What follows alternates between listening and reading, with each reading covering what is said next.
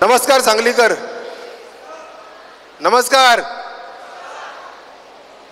तर तुम्हा सर्वांचं या ई बायोट्रियमच्या प्लॅटफॉर्मवरती मी वॉक्सनेट प्रायव्हेट लिमिटेडतर्फे स्वागत करतो. आज ॲग्रिकल्चर सेक्टरमध्ये जर पाहिलं तर खूप मोठं क्षेत्र हे मानलं गेलेलं आहे. संपूर्ण भारतामध्ये जवळजवळ आज 65 ते 70% लोक आजही शेती करतात आणि आजही भारतातल्या 60% लोकांचं जीवनमान या शेतीतनं येणाऱ्या उत्पन्नावरती अवलंबून आहे. आज संपूर्ण भारताचा जो GDP आहे तो या पूर्ण शेतीवरती डिपेंड आहे. आणि असं असताना आज आपला शेतकरी मात्र उत्पादन वाढवण्यासाठी दिवसेंदिवस काही ना काही नवीन टेक्नॉलॉजीचा वापर करत असतो. आज हे वापरून बघू, उद्या ते वापरून बघू, अशा सर्व गोष्टी तो पाहत असतो. खरं आहे की नाही? मला एक सांगा, इथे आलेले किती जण शेतकरी आहेत? कारण मला अंदाज येत नाही आहे काहीच. मला नाही वाटत कोणी शेतकरी आहे. काही रिस्पॉन्सच दिसत नाही मला. खरं आहे का? बघा इकडचे हात आले फक्त, तिकडे काहीच कळत नाही त्यांना. मी बोलतोय नाही बोललं ते नक्की कशासाठी आले ते कळतं का नाही? मला ते शंका आहे जरा थोडीशी. हॅलो, तर बोलायला सुरुवात करू. ओके. तर आज आपल्या या सांगली परिसरामध्ये मला खूप आनंद होतोय, कारण यापूर्वी जवळजवळ मी 3 वर्ष या सांगलीमध्ये राहून होतो.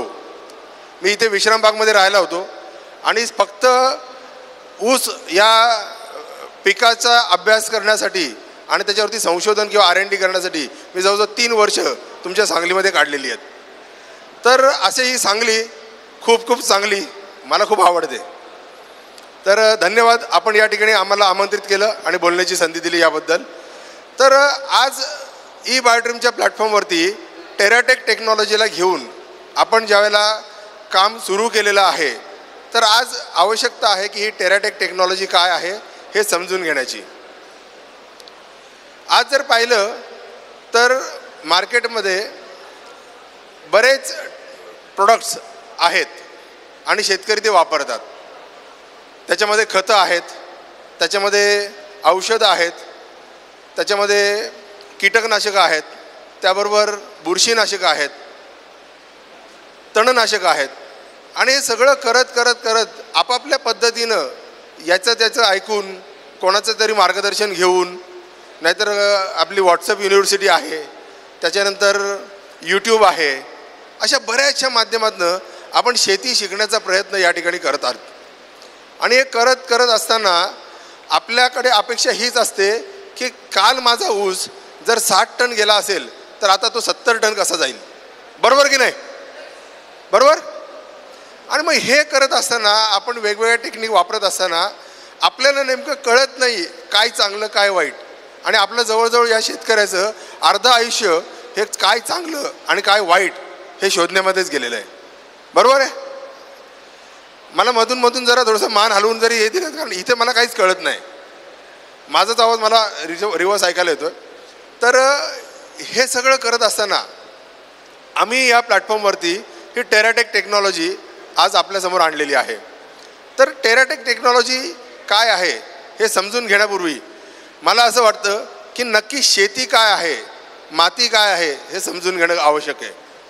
आज शेती करत असताना ज्या मातीमध्ये आपण शेती करतो त्या मातीतल्या न्यूट्रियंट्सला बदलून आपल्याला ऊस म्हणावं किंवा आपल्याकडे माळवा असेल, भाजीपाला आपल्या भागात बराच होतो, स्पेशली ऊस जास्त होतो, त्यामध्ये बदलून एक चांगलं उत्पादन आपल्या हातात देण्याचं जे काम आहे ते या मातीद्वारे केलं जातं.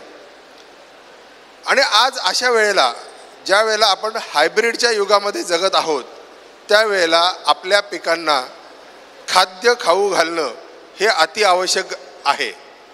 खरं आहे की नाही? या बाबतीत सहमत आहात? यस. तर मग अशा वेळेला ही टेक्नॉलॉजी नेमकं काय काम करते हे समजून घेणं गरजेचं आहे.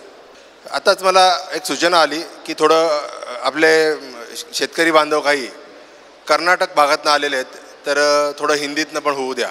तर चालेल सर्वांना? Okay, thank you. तो दोस्तों, खेती करने के लिए हमें मिट्टी को समझना ज़रूरी है, तभी जाके हम अच्छी तरह से खेती कर सकते हैं। खेती ये एक ऐसी प्रक्रिया है जहाँ पर मतलब हम लोग उसको बोलते हैं इंडस्ट्री, क्योंकि हम लोग वहाँ से उत्पादन करते हैं, कुछ निर्माण करते हैं, और जहाँ पर कुछ निर्माण होता है उसी को इंडस्ट्री कहा जाता है। तो इस एग्रीकल्चर इंडस्ट्री या हमारा खेत जो है वही अगर हमारी इंडस्ट्री है, तो इस इंडस्ट्री को समझने के लिए उस मिट्टी को समझना बहुत ज़रूरी है। और ये मिट्टी को समझने के बाद ही हम अच्छी तरह से खेती कर पाते हैं। दोस्तों, हमने गए 17-18 साल में ये प्रयास किया है कि इस मिट्टी को समझने के लिए क्यों ना मिट्टी की जांच की जाए। अगर कोई आदमी, अगर कोई हमारे घर का बंदा, रिश्तेदार बीमार होता है और किसी डॉक्टर के पास जाता है, तो डॉक्टर कहता है कि भैया ये टेस्ट करो, वो टेस्ट करो, ये फलाना वलाना वलाना वलाना टेस्ट करो, और ये टेस्ट रिपोर्ट मेरे पास लेके आओ। उसके लिए वो 2 दिन लेता है, 1 दिन लेता है, 4 दिन लेता है, 4 घंटे लेता है। और जब वो रिपोर्ट सामने आता है तो उस रिपोर्ट के आधार पर ही वो हमारे ऊपर या अपने जो बंदा है, जो रुग्ण रहता है, उसके ऊपर ट्रीटमेंट करता है। तो इसे कहते हैं कि किसी भी चीज़ का निदान करना, रोग निदान करना। तो आज अगर देखा जाए तो सालों साल हमारे मिट्टी में हम लोगों ने जो जो कुछ दिया है, उसकी वजह से आज हमारी मिट्टी जिस तरह से रिस्पॉन्स दे रही है, जिस तरह से कमज़ोर हो गई है, जिस तरह से कॉम्पैक्ट हो गई है, उसको समझने के लिए उसकी जांच करना बहुत ज़रूरी है। लेकिन हमने ये प्रयास किया, हमने लोगों का प्रबोधन किया, लोगों को इसके बारे में बताया, समझाया, सिखाया, बावजूद उसके हमने पाया है कि 1 या 2% ही फार्मर ऐसे हैं, काश्तकार ऐसे हैं, किसान भाई ऐसे हैं जो मिट्टी का परीक्षण करने के बाद उसके आए हुए रिपोर्ट के आधार पर खेती करते हैं। तो दोस्तों, ये इंडस्ट्री जहाँ पर हमें कुछ उत्पादन मिलता है, जहाँ हम निर्माण करते हैं, वहाँ से अगर हम अर्निंग करते हैं तो क्या उसके लिए हम 1000-2000 खर्चा नहीं कर सकते हैं। लेकिन क्यों करें? यह आज भी इसका अवेयरनेस का अभाव हम लोगों ने देखा है। पानी का परीक्षण नहीं करते। तो ऐसे लोगों के साथ या ऐसे क्षेत्र में काम अगर करना है तो रैंडमली प्रैक्टिसेस करनी पड़ती है। और फिर ये देख के कश्मीर से लेके कन्याकुमारी तक या गुजरात से लेके पश्चिम बंगाल तक जो भी मिट्टी है, हमने लोगों को मिट्टी का परीक्षण करो ये कहना बंद कर दिया। और बावजूद इसके इसमें कैसे अच्छे तरीके से रिजल्ट हम लोग प्रोड्यूस कर सकते हैं, इसके ऊपर हम लोगों ने R&D शुरू किया, रिसर्च एंड डेवलपमेंट शुरू किया। और ये करते करते करते करते ये टेराटेक टेक्नोलॉजी का आविष्कार हो गया।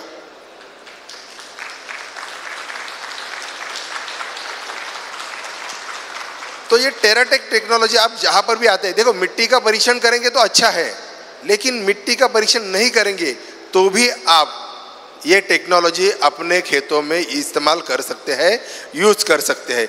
इस तरह इसको डिज़ाइन किया हुआ है, इस तरह से इसको बनाया हुआ है। अब देखिए, हम लोग खेती करते हैं तो खेती करते समय हमें बहुत सारे इंग्रेडिएंट की आवश्यकता होती है, जिसमें सबसे पहले आते हैं नैसर्गिक तत्व। अब ये नैसर्गिक तत्वों में क्या आता है? हम हमेशा कहते हैं कि सबसे पहले आता है, वो आता है सनलाइट, सूर्य प्रकाश, सूरज की रोशनी। ये जो सूर्य प्रकाश है ये फोटोसिंथेसिस का काम करता है, प्रकाश संश्लेषण क्रिया का काम करता है, जो सबसे शुरुआती दिनों में ज़रूरी होता है और वो आखिर तक भी ज़रूरी होता है।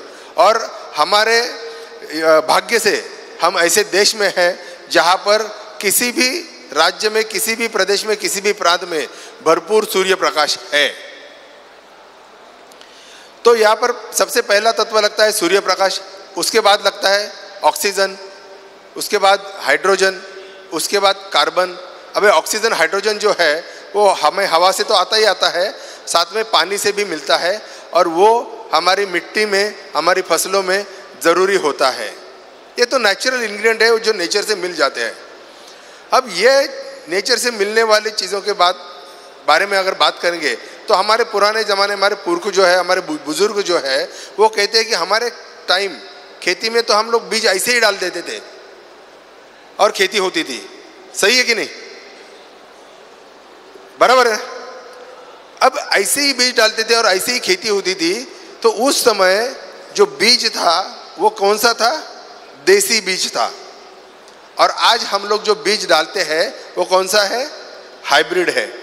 आज गन्ना भी देखेंगे तो गन्ने में जो आता है अपने यहाँ पे वैरायटी आती है 265 रहते, 265 आता है वैरायटी, और दूसरा कौन सा? 86-032, ठीक है ना, 86-032, या दोन प्रचलित व्हरायटी स्पेशली आपल्या भागात आहे. वजन वाढावं म्हणून 265 ही व्हरायटी लावली जाते. गोडी आणि रिकव्हरीसाठी 86-032 ही व्हरायटी लावली जाते. याच्या व्यतिरिक्त बाकी पण आहेत 492 वगैरे बऱ्याचशा व्हरायटी आहेत. नवीन नवीन व्हरायटी आपल्या या ऊस संशोधन केंद्रांकडनं प्रस्तुत केल्या जातात. राहुरी कृषी विद्यापीठ असेल किंवा वसंतदादा शुगर इंस्टीट्यूट असेल, यांचं संशोधन याच्यावरती चालू असतं. तो दोस्तों ये वैरायटी हम लोग लगाते हैं. अभी ये वैरायटी कौन सी है? तो यह हाइब्रिड है. पहले हम लोग लगाते थे वो देसी वैरायटी थी, वो ऐसे ही डाल दो तो आ जाती थी. अब अगर हमने हाइब्रिड वैरायटी इसलिए लाई कि हमें उत्पादन बढ़िया चाहिए, उत्पादन हमारा बढ़ना चाहिए. तो दोस्तों मुझे ये बताइए, अगर हमें उत्पादन बढ़ाना है तो उसको ऐसे ही डाल के चलेगा क्या? उसको खिलाना पिलाना तो पड़ेगा ना. 2 बच्चे हैं, एक बच्चे को आपने ऐसे ही छोड़ दिया और दूसरे बच्चे को आपने बोला कि मेरे को पहलवान बनाना है, तो ऐसे ही छोड़ दिया तो वो तो ऐसे ही बढ़ने ही वाला है. लेकिन जिसको पहलवान बनाना है उसको भी ऐसे छोड़ दिया तो बन पाएगा? बनेल का तो पहलवान? जर त्याला पहलवान बनवायचं असेल तर काय करायला लागेल? खुराक द्यायला लागेल, तालमीत पाठवायला लागेल, कसरत करून घ्यायला लागेल, प्रॅक्टिस करून घ्यायला लागेल, त्यानंतर तो पहलवान बनेल. बरोबर है. तसंच खेती करत असताना हम लोग ये देखते हैं कि खेती करते समय हमारे ये जो नैसर्गिक तत्व है इसके बाद अगर हमें लगते हैं तो वो लगते हैं, क्योंकि जो मैंने बात कही कि पहलवान अगर बनाना है तो उसको खिलाना पिलाना पड़ेगा. तो अगर हमें खेती से ज़्यादा उत्पादन लेना है तो हमें उसको भी खिलाना पिलाना पड़ेगा. तो नैसर्गिक तत्वों के बाद आते हैं, वो आते हैं मुख्य अन्न घटक, जिसमें क्या आता है? नाइट्रोजन, दूसरा आता है फॉस्फोरस, तीसरा आता है पोटैश. ये आते हैं नैसर्गिक तत्व, मुख्य अन्न घटक नैसर्गिक तत्वों के बाद. अब ये मुख्य अन्न घटक जो है ये हमारे मिट्टी में तो है. हम जब जांच करते हैं तो हमें ये मिलते हैं कि ये इस मात्रा में है, नाइट्रोजन कम है या नाइट्रोजन ज़्यादा है, फॉस्फोरस कम है और पोटॅश बहुत है. पोटॅश भरपूर, बऱ्याच जणांनी रिपोर्ट काढले असतील, सगळ्यांना दिसत आहे पोटॅश भरपूर. अगर पोटॅश बहुत है, पोटॅश भरपूर आहे, तरी सुद्धा आपल्या पिकाचं पोषण करण्यासाठी जर आपल्याला बाहेरून पोटॅश द्यायला लागतोय, पोटॅश ज़्यादा होने के बाद भी अगर बाहर से हमें पोटैश देने की ज़रूरत पड़ रही है, इसका मतलब ये है कि हमारी मिट्टी में जो उपलब्ध पोटैश है, जो दिखाई देता है रिपोर्ट में, वो हमारे फसलों के लिए अवेलेबल होता नहीं है. इसका मैं आपको एक उदाहरण देना चाहूँगा कि मुझे अगर दाल चावल खाना है तो मैं दाल लिया प्लेट में और चावल लिया प्लेट में और खाना शुरू किया तो जमेगा क्या? दाल चावल ऐसा खाते हैं ना, एक वाटी में दाल ले ली, बहुत लेडीज बैठी यहाँ पे, एका वाटीत डाळ टाकली, त्यानंतर तांदूळ टाकले आणि खायला चालू केले चमच्याने. असंच खातो ना आपण, हो की नाही? नाही. मग कसं खातो? ती डाळ भिजवतो, त्याला शिजवतो आणि मग ती आपल्या खाण्याच्या लायकीची होते. दाल पकाते हैं, पहले भिगोते हैं, फिर पकाते हैं, फिर वो खाने लायक होती है. उसी तरह चावल भी भिगोया जाता है, धोया जाता है, उसके बाद उसको पकाया जाता है, फिर वो खाने लायक होता है. तो इसे कहते हैं एक प्रक्रिया. एक चीज को जिस स्वरूप में है उससे दूसरे स्वरूप में बदलने की प्रक्रिया. तो उसी तरह हमारे ज़मीन में जो अन्न घटक होते हैं, जैसे NPK होते हैं, उनको भी जिस चीज़ में है उस चीज़ से प्रक्रिया द्वारा दूसरी घटक में, दूसरी स्वरूप में बदलने की जो प्रक्रिया होती है, उसके बाद ही वो अन्न घटक हमारे फसलों के लिए उपलब्ध होते हैं, अवेलेबल होते हैं, और तब जाके वो फसल ले सकती है. अब ये हो गए 3 NPK। इसके बाद आता है सेकेंडरी, कैल्शियम आता है, मैग्नीशियम आता है, सल्फर आता है। अब देखो ये एक एक चीज़ के ऊपर अगर हम बोलेंगे तो हम आधा आधा एक एक घंटा बात कर सकते हैं कि नाइट्रोजन का रोल क्या है, फॉस्फोरस का रोल क्या है, पोटैश का रोल क्या है। जैसे नाइट्रोजन क्या करता है, जब हमारा पौधा विकास करता है, बढ़ता है, उस समय नाइट्रोजन की आवश्यकता होती है। उसी विकास के समय उसकी साइज बढ़ने के लिए फॉस्फोरस की आवश्यकता होती है, क्योंकि वहाँ पे पेशी विभाजन होता है, सेल डिवाइडेशन होता है, और उसका पोषण करने के लिए पोटैश की आवश्यकता होती है। इसके बाद कैल्शियम, मैग्नीशियम, सल्फर, ये सेकेंडरी इंग्रेडिएंट आते हैं, ये सेकेंडरी तत्व आते हैं, दुय्यम अन्न घटक आते हैं। कैल्शियम वहाँ पर क्या करता है, फॉस्फोरस ने वहाँ पे सेल को डिवाइड किया, तो डिवाइड किया हुआ सेल में भित्ति का मतलब वॉल बनाने का, सेल वॉल मजबूत करने का काम कैल्शियम करता है। मैग्नीशियम वहाँ पे ग्रीनरी प्रदान करता है, हरित द्रव्य निर्मित करता है, और सल्फर वहाँ पे हीट निर्माण करता है, उष्णता देता है, और हमारे फसलों को, हमारे पौधों को बीमारियों से बचाता है। जो फफूंद आता है, ज्याला आपण बुरशी म्हणतो, वेगवेगळ्या बुरश्या या जमिनीत उत्पन्न होतात, या बुरशांपासून वाचवण्याचं काम हे सल्फरद्वारे केलं जातं, त्यासाठी सल्फरसुद्धा आवश्यक असतं। यानंतर काय लागतं, तो इसके बाद लगता है हमें, वो आते हैं सूक्ष्म अन्न घटक। अब ये सूक्ष्म अन्न घटकों में क्या आता है, जिंक आता है, फेरस आता है, कॉपर आता है, मॉलिब्डेनम आता है, बोरॉन आता है, मैंगनीज आता है, ये सारे तत्व लगते हैं। ये आते हैं सूक्ष्म अन्न घटक। ये भी हमारे खेती के लिए उतने ही मायने रखते हैं, उतना ही वहाँ पे खुद का स्थान रखते हैं जितना NPK का रखते हैं। ये सूक्ष्म है, ये सूक्ष्म लेवल पे ही लगते हैं। उसके बाद आता है ये बहुत सारे अन्न घटकों का संयुग, इसको कहते हैं कॉम्प्लेक्स, न्यूट्रिएंट्स का कॉम्प्लेक्स, वो भी हमें ज़रूरी होता है। और इसके बाद अगर हमें लगता है तो वो लगते हैं फाइटोकेमिकल्स। अब ये फाइटोकेमिकल्स जो है हमारे शरीर में जो केमिकल आते हैं, मतलब निर्माण होते हैं, उनको कहा जाता है बायोकेमिकल। केमिकल 2 टाइप के होते हैं, एक होता है फाइटोकेमिकल, दूसरा होता है बायोकेमिकल। तो बायोकेमिकल इंसानों के या फिर सजीव जो प्राणी हैं उनके शरीर में जो निर्माण होते हैं उन्हें बायोकेमिकल कहा जाता है, और जो केमिकल वनस्पतियों में निर्माण होते हैं उन्हें फाइटोकेमिकल कहा जाता है। अब हमारे शरीर के केमिकल क्या काम करते हैं, तो जो चीज़ हमने खाई है उसको हजम करने का, उसको पचाने का काम ये केमिकल करते हैं।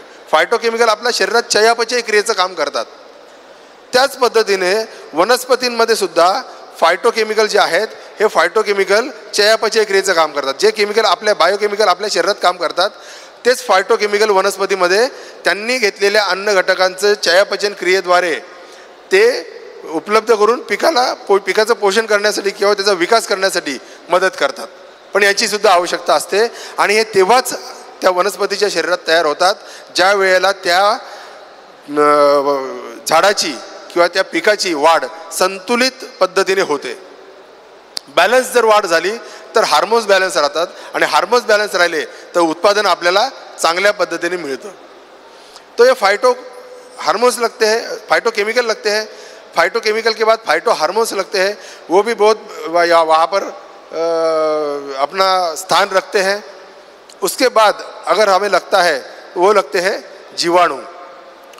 आता ये जीवाणूंची भूमिका काय तर जमिनीमध्ये पडलेले जे काही अन्न घटक आहेत किंवा आपण दिलेले जे काही अन्न घटक आहेत या अन्न घटकांवरती प्रक्रिया करून त्यातले तत्व उपलब्ध स्वरूपात पिकाच्या मुळापर्यंत पोहोचवण्याचं काम हे जीवाणू करतात। त्यामुळे या जीवाणूंची भूमिका फार महत्त्वाची असते, तर ते या ठिकाणी काम करतात।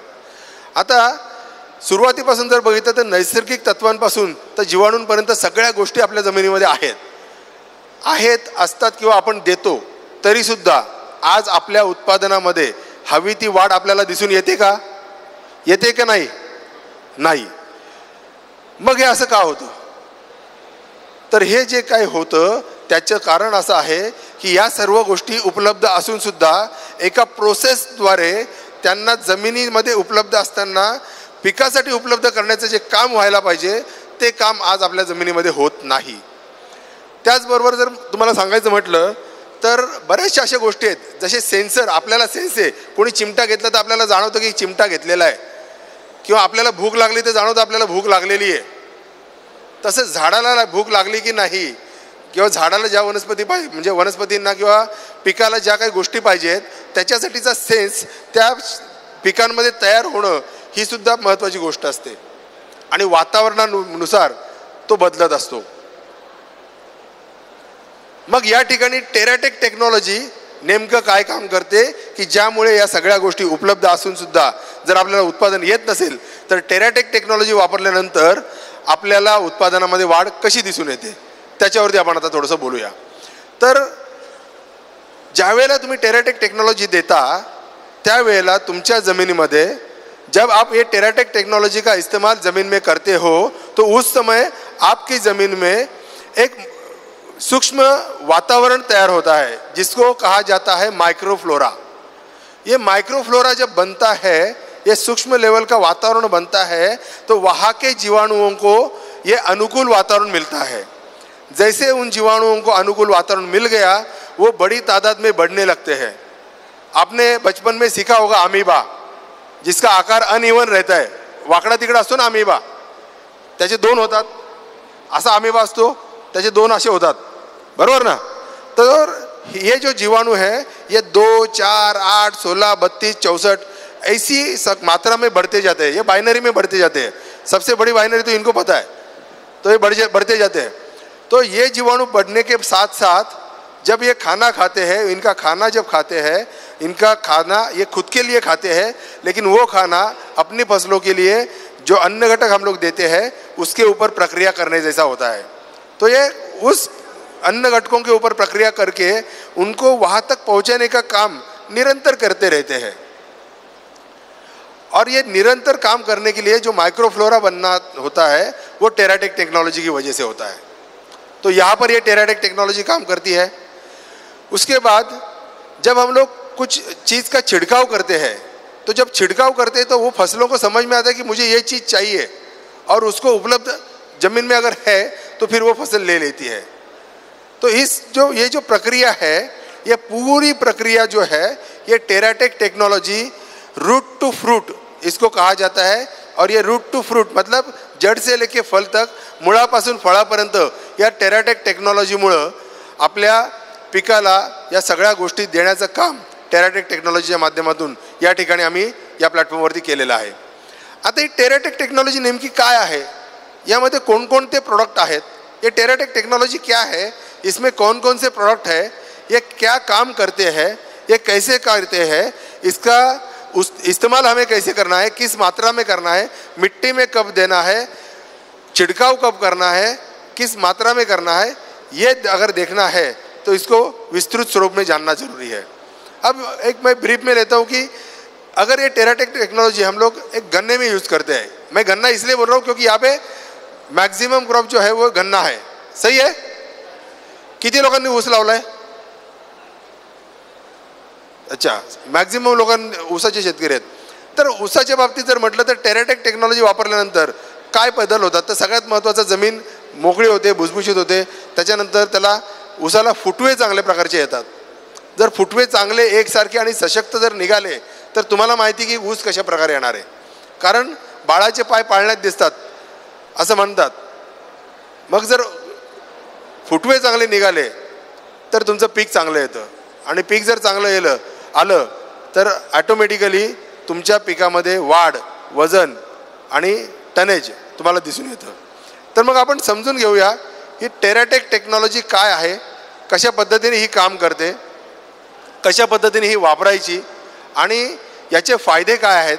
तर या सगळ्या गोष्टी विस्तृतपणे समजून घेण्यासाठी मी या ठिकाणी आमंत्रित करतो की या टेराटेक टेक्नॉलॉजीचे जनक, ज्यांनी या टेराटेक टेक्नॉलॉजीला डिझाईन केलं, वापरलं, R&D केली आणि लोकांच्या समोर आणलं, असे या टेराटेक टेक्नॉलॉजीचे जनक आमचे गुरुवर्य श्री सूरज काची सर यांना या ठिकाणी मी आमंत्रित करतो.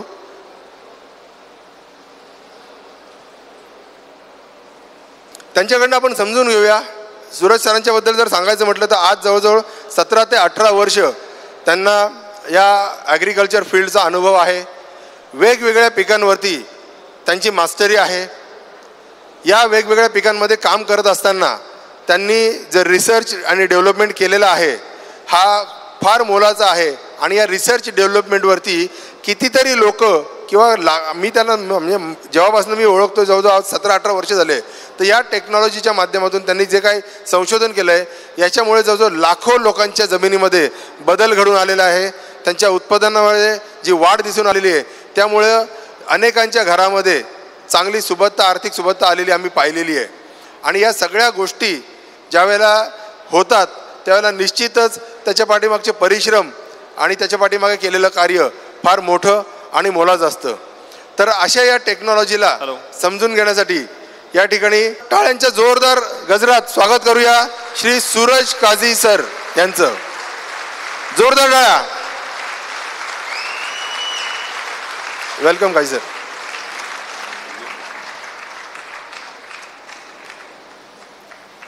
नमस्कार. हॉलमध्ये थोडा आवाज येतोय का? कारण आजचा विषय एक बोले शेतकरी किती आहेत?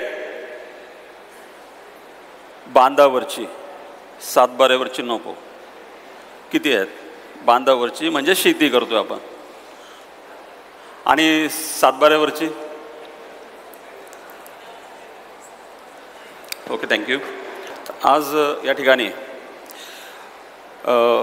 हा वर्कशॉप सुरू करण्याआधी एक रिक्वेस्ट करेल का सर्व डोक्यातले विचार घरी येताना जे असतील, कामं असतील, त्या सर्वांना आज बाजूला ठेवा. कारण आपण शेतकरी आहोत किंवा शेतकऱ्यांपर्यंत हा संदेश घेऊन जाणार आहोत. आणि आज या ठिकाणी हा एक वेळ थोडा कमी आहे. खरं बघितलं तर ह्या कार्यशाळा 2 दिवसाच्या, 1 दिवसाच्या, 3 दिवसाच्या अशा व्हायला पाहिजेत. कारण शेती हा विषय तासात 2 तासातला नाही आहे. किती लोकांना पडतं असं का शेतीविषयी 1 तासात मी तुम्हाला येऊन समजून सांगेल? जी गोष्ट मला समजण्याकरता 18 वर्ष लागलेत आणि मला समजली त्याच्या आधी लोकांची पूर्ण हयाती गेलीत. त्यांना समजलेला आणि आमच्यापर्यंत हस्तांतरित करण्याकरता हा पिढ्यानं पिढ्याचा विषय हा 1 तासामध्ये समजणारा नाही आहे. म्हणून आपण शांतपणे थोडं एकाग्र होऊन थोडं ह्या विषयाला समजून घेऊया. मोबाईल आपले बंद करू, मोबाईल सायलेंटला टाका. आज थोडंसं आयुष्यातलं सर्वात महत्त्वाचं काम असं समजून आपण आज या ठिकाणी ह्या विषयाला सुरुवात करूया. तत्पूर्वी माझा परिचय देतो. ह्या भूमीशी मी तसा नवीन नाही आहे.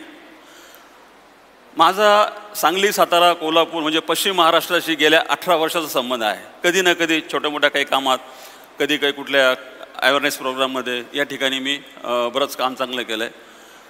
आणि या ठिकाणी काम करत असताना म्हणजे माझ्या 18 वर्षाच्या ह्या प्रदीर्घ अनुभवामध्ये जे बदल आम्हाला शेती या विषयाशी मातीला संबंधित करावे लागलेत ते आम्ही करून एक नवीन तंत्रज्ञान फक्त भारतापुरतं मर्यादित नाही आहे. आम्ही आता फूड सिक्युरिटी म्हणून जगभरात ह्या तंत्रज्ञानाला स्वीकारलं जाणार आहे.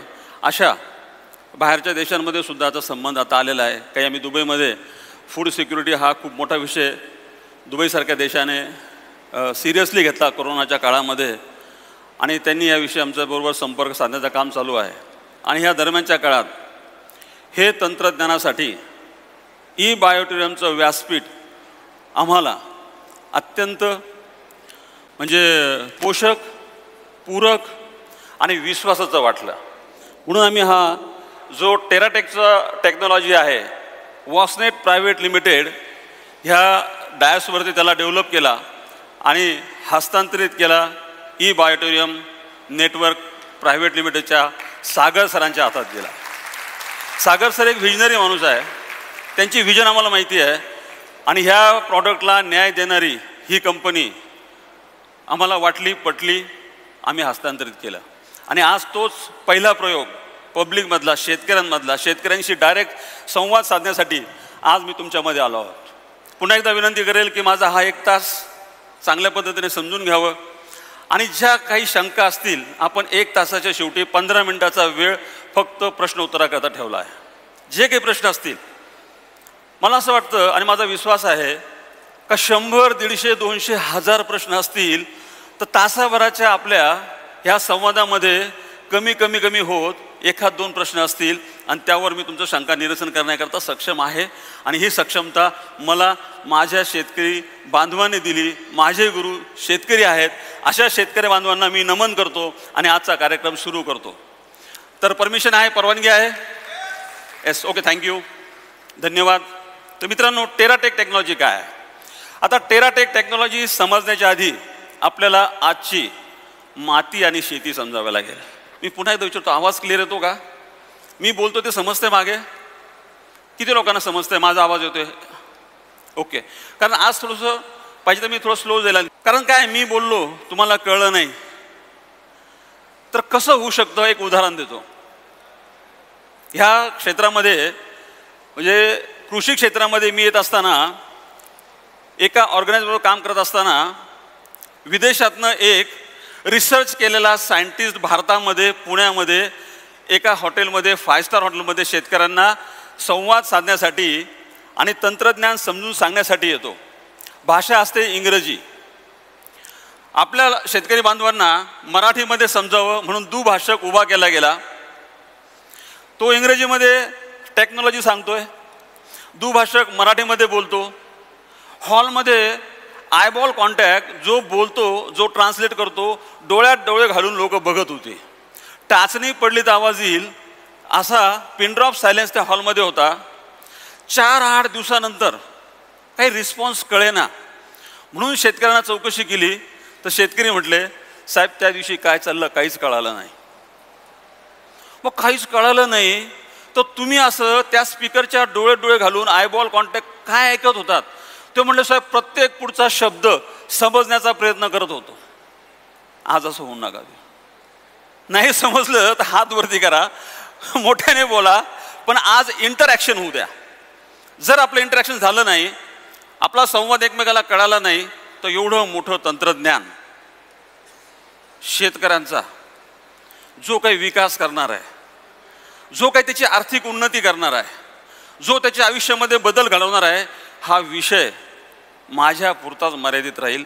आणि तुमची शांतता, तुमचे माझ्या डोळ्यात डोळे घालून बघणं, ती तसंच होईल का तुम्हाला सगळं कळालं. Okay, thank you. तर आज आपण टेराटेक टेक्नॉलॉजी बघूया. या ठिकाणी बघितलं तुम्ही ई बायोटुरिझमच्या नेटवर्कमध्ये या ठिकाणी वॉक्सनेटच्या ग्रुपच्या माध्यमातून गेली 18 वर्ष शेताच्या बांधावर उभं राहून शेतकऱ्याच्या माती आणि शेतकऱ्याच्या समस्या, पिकांच्या समस्या, पिकांच्या रोगराई, त्यांची वृद्धी आणि उत्पादन का मिळत नाही, रासायनिक खतांचा भरपूर वापर केला, तो कष्ट भरपूर करतो, नांगरठी वेळेवर करतो, पाणी व्यवस्थापन करतो, सगळी कामं म्हणजे बी टाकण्यापासून तर पीक निघण्यापर्यंत 100 कामं जर करावी लागत असेल तर नित्यनेमाने 100 कामं करतो, तरी सुद्धा उत्पादन मिळत नाही, तरी तो यशस्वी नाही. ह्या कारणावरती अभ्यास करत असताना मग आज तुमच्याशी शेअर करतो की तिथं आम्हाला काय सापडलं. मग ह्या टेराटेकचा जन्म का झाला तर या विषयावरती एक 10 मिनिटं आपण बोलूया. तर मित्रांनो, मी याच्याकरता विचारलं की किती शेतकरी इथं आहेत आणि मी याकरता विचारलं की किती शेतकरी बांधावरचे आहेत. का तर शेतकऱ्यांची समस्या सर्वात मोठी आहे ती म्हणजे शेतकऱ्यांचा एकच प्रश्न असतो, रासायनिक खतांना काहीतरी पर्याय पाहिजे, रासायनिक खतं नकोच. आता किती अशी लोक आहेत ज्यांना रासायनिक खतं नकोच वाटतात? आहे हात वरती करा थोडंसं. आणि भैया थोडंसं घेऊन टाक मागे, थोडंसं हात वरती करा. म्हणजे जरी आपण शेती बांधावरचे असो, सातबाराचे असो, पण वाटतंय ना. मी सांगतो, शहरातल्या नागरिकांना, शहरातल्या माणसाला वाटतं का रासायनिक खतं शेतकऱ्यांना वापरू नये. इतका तिटकडा, इतका तिरस्कार आणि इतका विरोध ह्या रासायनिक खतांना चालला. तर ह्या कार्यक्रमामध्ये मी आज तेच सांगेल, रासायनिक खतांना विरोध करून चालणार नाही.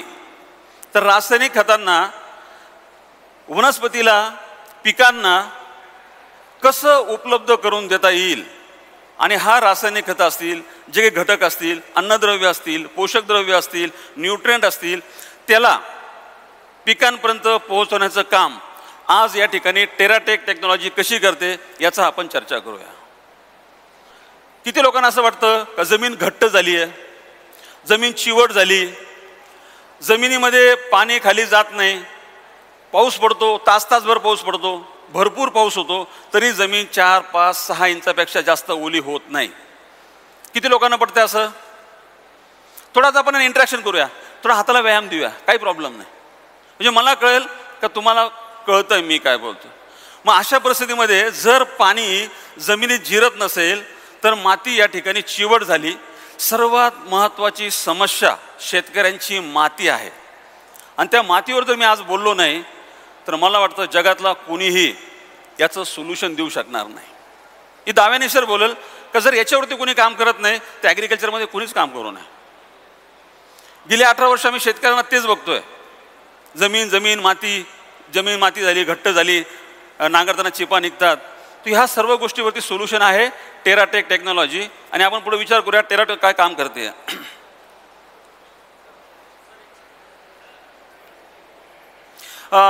इधर कितने लोग हैं, कितने लोग ऐसे हैं कि जिनको मराठी समझ में नहीं आती? कितने लोग हैं? थोड़ा हाथ उठाएंगे. अच्छा, आप लोग हैं. मैं अच्छे से कोशिश करूंगा कि आपके लिए थोड़ा थोड़ा हिंदी में आऊं, चलेगा ना? लेकिन आज का मेजर लँग्वेज हम लोग मराठी रखेंगे. कसं वाटतं? कारण जी मातीची भाषा आहे ना ती आज तुम्हाला आणि विशेष सांगलीकरांना मराठीत बोलायला मला लय मजा येईल. एक एक शब्द असा आहे ना का जो आपल्याला तो त्या ठिकाणी समजू शकतो. मातीचा कण हा मराठीतच कळतो. जमिनीची उपजाऊ शक्ती आहे ती मराठीतच कळते. पांढरे मुळं मराठीत कळतात आणि जास्त बोललो मराठीत आहे. चालेल ना? हिंदी आणि मराठी मिक्स करूया.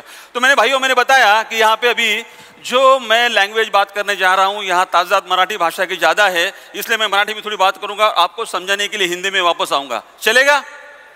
ओके, शुक्रिया. तर मित्रांनो, आज या ठिकाणी मातीची अति भयंकर अशी अवस्था आहे आणि त्या अवस्थेतनं बाहेर काढायला आज आपण चर्चा करणार आहोत. टेराटेक टेक्नॉलॉजीचं पहिलं उत्पादन, पहिलं प्रॉडक्ट ज्याचं नाव आहे सॉइल हेल्थ केअर. आज तुम्हाला सॉइल हेल्थ केअरला व्यवस्थित समजून घ्यायचं आहे आणि नाव दिलंय सॉइल हेल्थ केअर. सॉइल माने मिट्टी. मैं बताने जा रहा हूं कि यहाँ पे आज जो प्रोडक्ट हम लोग पहले दिखा रहे हैं जिसके आपको तारुफ कराऊंगा उसका नाम है सॉइल हेल्थ केअर.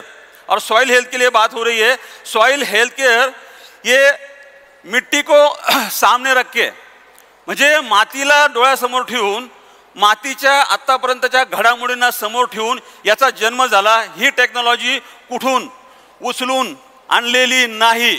हिचा टेराटेकचा जन्म वॉक्सनेटच्या डायसवर शेतकऱ्यांच्या बरोबर 18 वर्ष अहोरात्र बरोबर सायंटिस्टला घेऊन हे केलेला रिसर्च प्रॉडक्ट आहे. याची कुठेही कॉपी पेस्ट नाही, कुठेही मिळणार नाही. जर मिळालं तर मला आनंद आहे. आणखी शेतकऱ्यांचा फायदा व्हायला पाहिजे. आम्ही सांगतो का प्रत्येक कंपनीने अशी टेक्नॉलॉजी घेऊन या. आम्ही एकट्याने वाटा घेतला नाही की सगळ्या शेतकऱ्यांमध्ये आम्ही पोहोचू शकतो. माझं म्हणणं भारतवर्षामध्ये जे हजारो कंपन्या, लाखो कंपन्या जे काम करतात, शेकड्यात कंपन्या काम करतात, त्या कंपन्याने सुद्धा शेतकऱ्यांच्या ह्या विषयाला रिसर्च करावा आणि द्यावा.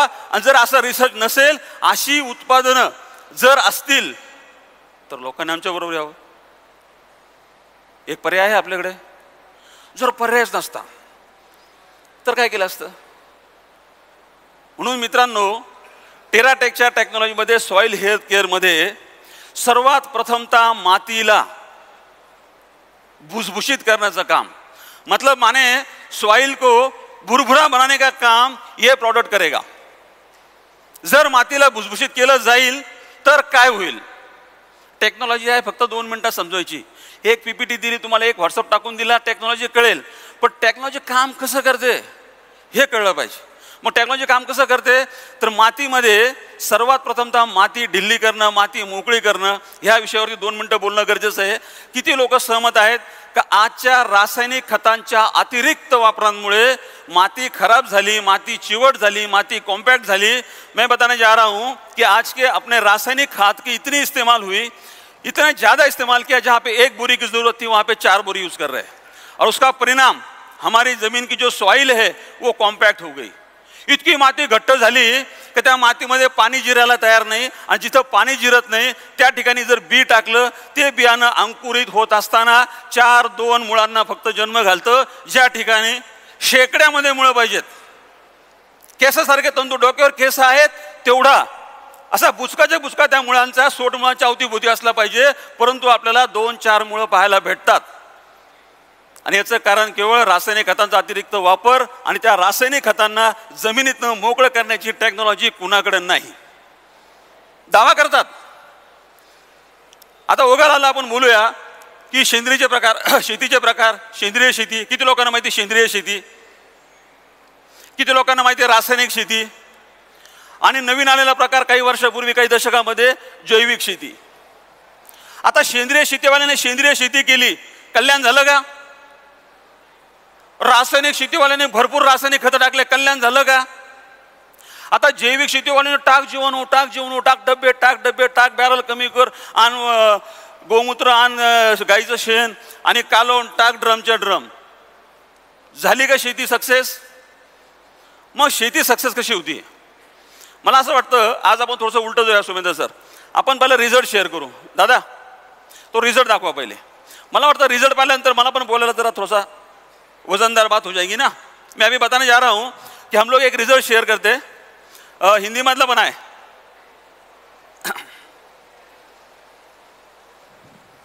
असू द्या.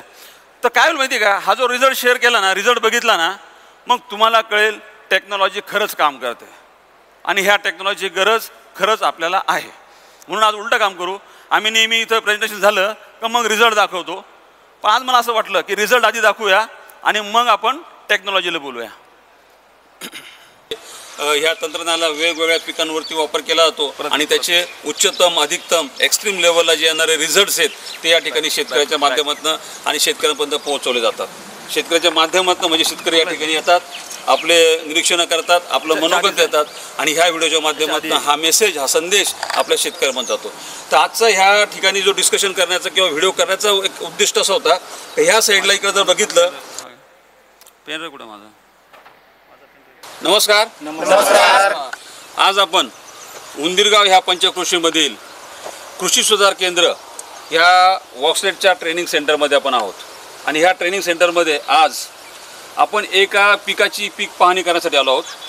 आणि तुम्ही या ठिकाणी 21 तारखेला म्हणजे 21 जूनला जी आपण या ठिकाणी सोयाबीनची लागवड केली होती आणि त्या सोयाबीनवरती आपण ड्रिंचिंगचा एक कार्यक्रम केला होता ज्याचं नाव आहे soil health care. Soil health care ह्या उत्पादनाचं या ठिकाणी एक प्रात्यक्षिक सर्व तुमच्या साक्षीने आपण केलं गेलं होतं. तर मला 2 मिनिटांमध्ये थोडासा परिचय द्या, कारण व्हिडिओ खूप मोठा व्हायला नको. साळुंके साहेब तुमचा परिचय द्या. नमस्कार, मी सचिन साळुंके, देवळाली प्रवारवरून आलेलो आहे. तुम्ही कुठल्या प्रकारे शेती करताय? मी सध्या कपाशी आणि सोयाबीन आहे. तुमच्या स्वतःच्या शेतामध्ये? हो, स्वतः शेतामध्ये. नमस्कार, माझं नाव संदीप सोष्टी, मी खुलताबादून आलो. पिकं काय तुमच्याकडे? मग सोयाबीन, कपाशी, अद्रक. ओके, तुमच्याकडे सोयाबीन कपाशी आहे.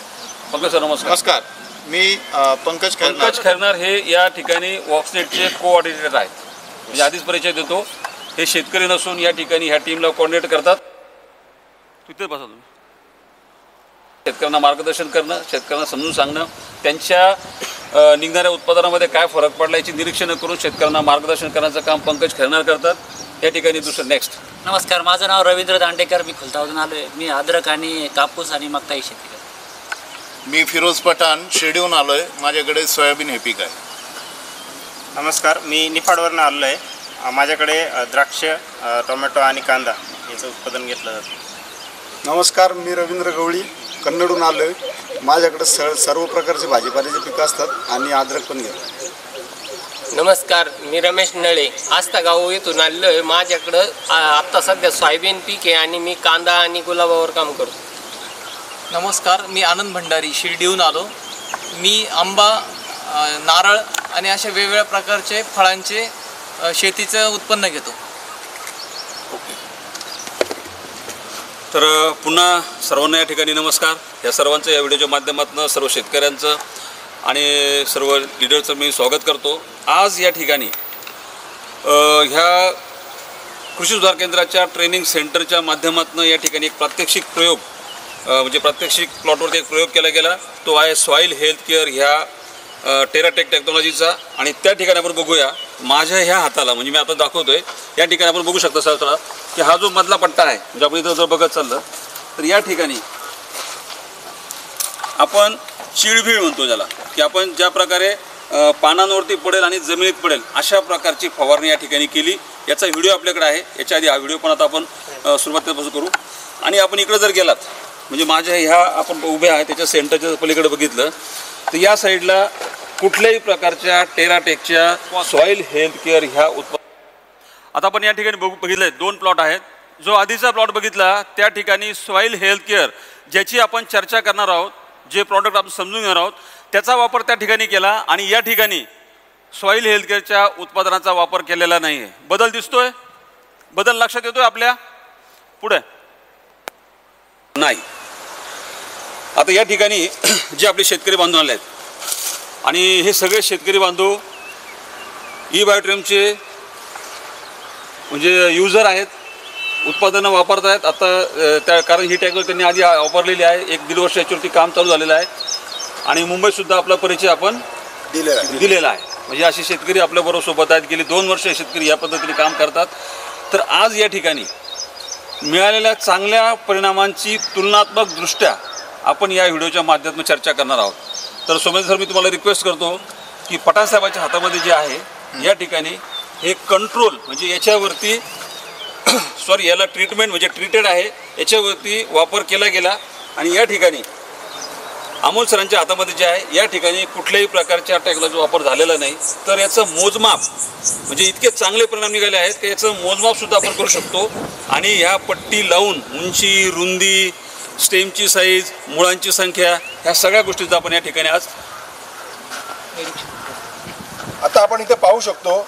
साधारणतः इथे जवळजवळ स्केलमध्ये एक 3.5 इंचापर्यंत आपल्याला या पानाची लांबी दिसते. तर याची रुंदी जी आहे ही रुंदी 2.5 इंचाची आहे. थोडं असं हात तुमचा अडवायचं, हातांचा पकडा तुम्हाला. 2.5 इंचाची या पानाची रुंदी आहे आणि 3.5 इंच या पानाची लांबी आहे. तसंच या झाडाची जी उंची आहे ही शेंड्यापासून जर पाहिली तर शेंड्यापासून साधारणतः ही 12 इंच इथे आणि हा खाली जवळजवळ अर्धा ते पाऊण इंच, साधारणतः 13.5 इंचापर्यंत या झाडाची उंची आहे. आणि जर आपण पानापासून जर पकडलं म्हणजे पानाचं टोक जर आपण पकडलं त्या टोकापासून याची उंची झाडाची होते साधारणतः 12 इंच आणि 12 इंचाच्या खाली 6 इंच, 18 इंच या झाडाची पूर्ण रुंदी पानापासून आहे. आणि जिथे ट्रीटमेंट दिलेली नाही आहे त्या ठिकाणी जर आपण पाहिलं तर या ठिकाणी आपलं हे पान जे आहे या पानाची लांबी जी आहे ती साधारणतः 2.5 इंचाची लांबी आहे. आणि याची रुंदी जर बघितली तर याची रुंदी जी आहे ही साधारणतः 1.5 इंचाची आहे. म्हणजे एवढा मोठा डिफरन्स. जिथं रुंदी 2.5 इंचाची आहे इथे रुंदी 1.5 इंचाची दिसते. तिथं लांबी 3.5 इंचाची आहे, इथं लांबी 2.5 इंचाची दिसते. त्यानंतर या झाडाची उंची जर बघितली तर उंचीमध्ये आपल्याला जो डिफरन्स दिसतोय तो साधारणतः शेंड्यापासून बघा, शेंड्यापासून जर बघितलं तर 11 इंचाचा हा शेंड्यापासून मुळापर्यंतची आपल्याला लांबी दिसते, उंची पूर्ण. आणि याची जर पानापासून हाईट जर बघितली तर इथे पानापासून आपल्याला हाईट दिसते 12 इंच आणि त्या खाली इथे 15 इंच. म्हणजे जर थोडक्यात कंपॅरिझन जर सांगितलं तर इथे 18 इंचाची उंची पानासकट आणि बिना पानासकट जर शेंड्यापासून जर बघितली तर इथं 13.5 इंच आणि इथं पानासकट उंची जी आहे ती 15 इंच आणि शेंड्यापासूनची उंची आहे ती 11 इंच. एवढा मोठा डिफरन्स आपल्याला 14 दिवसात सर या ठिकाणी दिसून आलेला आहे. बरोबर, सॉईल हेल्थ केअरचा 14 दिवसांमध्ये घेतला. आणि दुसरा विषय या दिवशी तुम्ही पठाण साहेब आपण आता काढला की 3 दिवसामध्ये किती तुम्हाला फरक दिसला? 3 दिवसाची ग्रोथ. 3 दिवसापूर्वी ह्याच पानाची लांबी जी 3.5 आहे ती 3 इंच होती आणि रुंदी जी 2.5 इंच आहे ती त्या दिवशी 2 इंच होती. ही 2 तारखेचे निष्कर्ष. म्हणजे या ठिकाणी दिवसांदिवस पानांची रुंदी, झाडांची जी काही शाखीय वाढ, झाडांची उंची आणि सर्वात महत्त्वाचा या ठिकाणी आणखीन एक आहे विषय तो घ्यायचा आहे.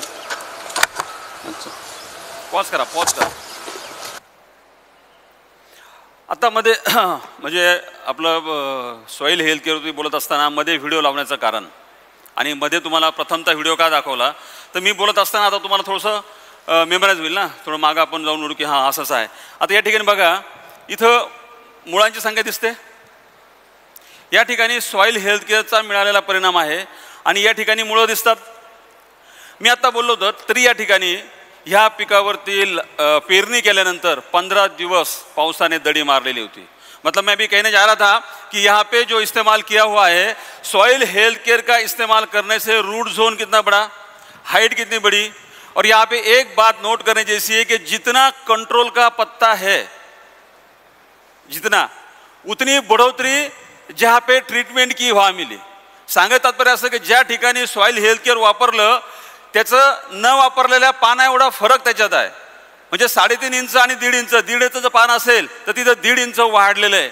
म्हणजे सर्वसाधारणपणे पिकाची सर्वसाधारण शेती करण्याच्या पद्धतीमध्ये जेवढी वाढ होते तेवढा फरक तुलनात्मकदृष्ट्या सॉइल हेल्थ केअरच्या एका सिंगल फवारणीमध्ये या ठिकाणी पाहायला भेटतो. दुसरं, सोयाबीन पिकाबद्दल म्हणजे द्विदल पिकाबद्दल किती लोकांना माहिती आहे? सोयाबीन किती लोकांना माहिती आहे? हात वरती घ्या, म्हणजे मला कळतं. आता सोयाबीन हे द्विदल आहे, किती लोकांना माहिती आहे? सगळ्यांना माहिती आहे. सोयाबीनच्या मुळावर गाठी येतात, किती लोकांना माहिती आहे? सगळ्यांना माहिती आहे. आता द्विदल आहे, गाठी येतात, गाठी नत्राच्या असतात, हे काय नवीन आहे का? परंतु सॉइल हेल्थ केअर वापरल्यानंतर गाठी वाढतात, हे नवीन आहे.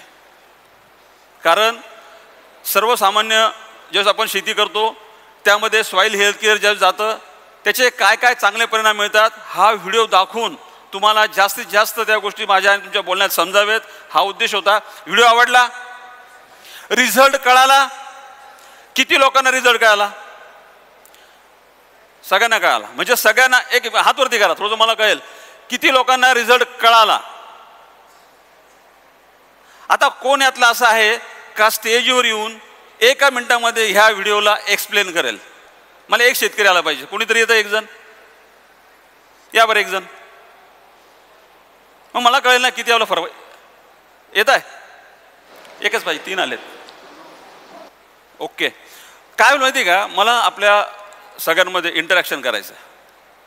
आणि इथं आपल्याला सोयाबीनच्या पिकावरती ज्यावेळेस चांगला परिणाम मिळाला तो चांगला परिणाम किती व्यवस्थित आहे आणि किती चांगल्या पद्धतीने हा आम्ही सांगण्याचा प्रयत्न करतो. तर मित्रांनो, आपण सुरुवात करूया आता टेक्नॉलॉजी काय त्याला बोलायला.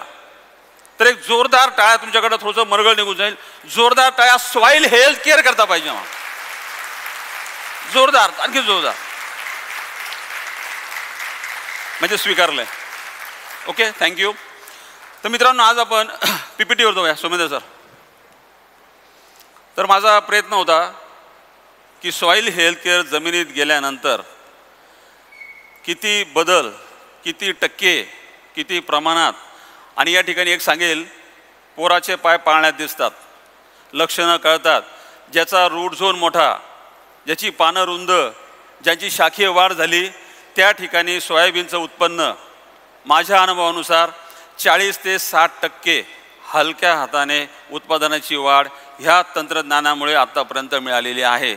जर तुम्ही सुद्धा सॉइल हेल्थ केअरचा वापर केला तर आपल्या सिंगल एका प्रॉडक्टमुळं 30 ते 40% वाढ घेणं सहज शक्य आहे. तर बघूया ते सॉइल हेल्थ केअर काय काम करतं. तर सॉइल हेल्थ केअर जे आहे, या पुढे या ठिकाणी हे प्रॉडक्ट आहे एक. ओके, तर याच्यामध्ये इथं वरती दिले टोटल ऑर्गॅनिक कार्बन. मित्रांनो, ह्या गोष्टीला टेक्निकली खूप लंबा चौडा न घेऊन जाता मी संक्षिप्त सांगेल का CN रेशो प्रत्येकाला माहिती आहे. मग CN रेशो प्रत्येक शेतकऱ्याला माहिती आहे का तो मेंटेन केला जातो. कार्बनिक खातची गरज काय, कार्बनिक खात का द्यायला पाहिजे, हे सगळं माहिती आहे, परंतु उपलब्ध नाही आणि जमिनीमध्ये देत नाही, म्हणून चांगले परिणाम मिळत नाही. या ठिकाणी सॉइल हेल्थ केअरमध्ये सर्वात प्रथमतः CN रेशो कसा मेंटेन केला जाईल. CN रेशो जर मेंटेन झाला तर जमिनीचा pH बॅलन्स होईल. जर pH बॅलन्स झाला तर उगवण क्षमता वाढेल. उगवण क्षमता वाढली तर काय उत्पन्नाची पिकांची संख्या वाढेल. आणि पिकांची संख्या, दाण्यांची संख्या वाढली म्हणजे जास्तीत जास्त पिकं उभं राहिलं तर जास्तीत जास्त त्या शेंगा येतील, शेंगांचं वजन वाढेल आणि आपल्याला भरघोस उत्पन्न मिळेल. यासाठी एकच घटक आम्ही बोलतो की ऑर्गॅनिक कार्बनवरती, हा CN रेशोवरती, त्याच्या पद्धतीमध्ये जर बोलायला गेलं तर या ठिकाणी सॉईल हेल्थकेअरमध्ये सूक्ष्म अन्नद्रव्य जे पिकाला सुरुवातीच्या अवस्थेला मूळ वाढत असताना, त्याचं वृद्धी होत असताना, 4 पानं 8 पानं पीक येत असताना आणि त्यातून शाखीय वाढ होत असताना ह्या सॉईल हेल्थकेअरचा खूप महत्त्वाचा रोल आपल्या ह्या पिकाच्या करता, म्हणजे कुठल्याही पिकाकरता, मी सोयाबीन बोललो, सोयाबीन घेऊ नका, कपाशी असेल, ऊस असेल, अद्रक असेल, फळभाज्या असतील, हॉर्टिकल्चर असेल, डाळिंब असेल, द्राक्ष असेल, केळी असेल, आंबा असेल, चिकू असेल, जे काही असतील ते, म्हणजेच थोडक्यात मातीमधून जे बी रुजवतं आणि त्याचं फळात रूपांतर होतं, त्या सर्वांना सॉईल हेल्थकेअरची गरज आहे. सोप्या भाषेत कळालं? म्हणजे सॉईल हेल्थकेअर याला पाहिजे त्याला पाहिजे काही गरज आहे का? जो दाणा मातीत टाकला, अंकुरित झाला आणि फळापर्यंत गेला, त्याला सॉईल हेल्थकेअरची गरज पडली, तो गरज भागवतो आणि त्या ठिकाणी येतं. यामध्ये काय केलं परत, ह्या 2 गोष्टी तुम्हाला समजावल्या. याच्याबरोबर सूक्ष्म अन्नद्रव्यांची बाल्यावस्थेमध्ये जी गरज असते त्या गरजेला पूर्ण करण्याकरता सर्व न्यूट्रिएंट त्यामध्ये आम्ही दिलेले आहेत. आणि हे द्रव स्वरूपातलं, याला लिक्विड फूड म्हटलं जातं, लिक्विड प्लांट फूड म्हटलं जातं, असं हे तुम्हाला तुमच्या हातामध्ये 500 ml बॉटलमध्ये एक पॅकच्या स्वरूपामध्ये तुम्हाला तुमच्यापर्यंत पोहोचवलं जाईल. आता सॉईल हेल्थकेअरचा वापर केला, रिझल्ट बघितला, या रिझल्टवरनं सॉईल हेल्थकेअर कळालं. आता दुसरं उत्पादन आहे ज्याचं नाव आहे प्लांट हेल्थकेअर. सॉईल म्हणजे सॉईल, आता प्लांट म्हणजे प्लांट, वनस्पती, पीक. त्या पिकाच्या परत सर्वांगीण वाढीसाठी 4 पानापासून तर फुलं बाहेर फेकेपर्यंत ज्या ज्या अन्नाची, ज्या ज्या सूक्ष्म अन्नद्रव्यांची, पोषक तत्वांची गरज पडते, त्या त्या पोषक तत्वांना पुढच्या गॅसलेट बस बरोबर पुढे की पुढे प्लांट हेल्थकेअर. आता इथं दिलं बघा, प्लांट हेल्थकेअरमध्ये इथं फेरस दिला, मॅग्नेशियम दिला, कॅल्शियम दिला, बोरॉन दिला. ह्या सगळ्या गोष्टी पाठ न करता एक संक्षिप्त सांगेल.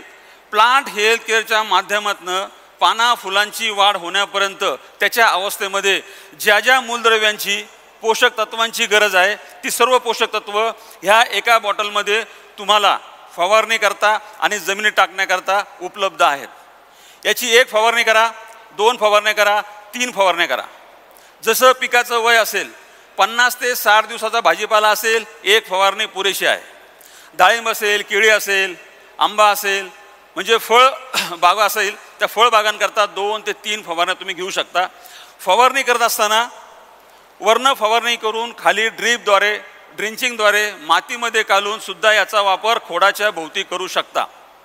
आता याच्यामध्ये काय, ती पोषक तत्व आहेत का जी पोषक तत्व तुम्हाला फुलं काढण्याकरता मदत करतात.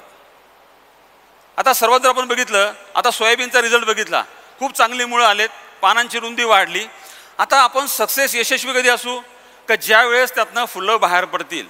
आणि फुलं बाहेर पडल्यानंतर फुलांचं ड्रॉपिंग होणार नाही, फुलं गळणार नाही, फुलगळ होणार नाही, त्या ठिकाणी शेतकरी जिंकला. फुलं आले खूप, एका सोयाबीनच्या झाडावरती 200-200 फुलं आहेत आणि राहिले 50. काही उपयोग आहे का? मेहनत कामात येईल का? ते होऊ नये, त्या फुलांचं रूपांतर फळांमध्ये ताकदीने होण्याकरता या ठिकाणी प्लांटवरती काम करावं लागेल, प्लांट हेल्थकेअरवरती काम करावं लागेल. आणि हे प्लांट हेल्थकेअरनी भरपूर फुलं, खूप चांगला फुलोरा आला, त्या फुलोऱ्यांना टिकवून त्याचं फळामध्ये रूपांतर करण्यासाठी फळांचं वजन, फळांची चकाकी, फळांमध्ये जे पोषक तत्व आहेत त्याने भरपूर, ही सगळी सर्वांगीण वाढ होण्यासाठी या ठिकाणी पुढचं एक प्रॉडक्ट आहे ज्याचं नाव आहे फ्रूट हेल्थकेअर. हे सगळं टेराटेक टेक्नॉलॉजी आहे. सॉईल हेल्थकेअर, प्लांट हेल्थकेअर आणि फ्रूट हेल्थकेअर, हे 3 उत्पादनं तुम्हाला लक्षात आले. जमिनीकरता आणि पहिल्या अवस्थेमध्ये पानांची, फांद्यांची वाढ करण्याकरता काय वापरायचं? Soil healthcare. ओके. आता पानांची वाढ झाली, फांद्यांची शाखीय वाढ आणि भरपूर फुलं येण्याकरता काय वापरायचं? Plant healthcare. आता प्लांट हेल्थकेअरमध्ये भरपूर फुलं आलेत, त्या फुलांचं रूपांतर फळांमध्ये, शेंगामध्ये यील्ड वाढवण्याकरता करायचं असेल, वजन वाढवण्याकरता असेल आणि त्यामध्ये फळांची चकाकी, त्याची पोषक तत्वांनी भरपूर जर करायचं असेल तर काय वापरायचं? Fruit healthcare.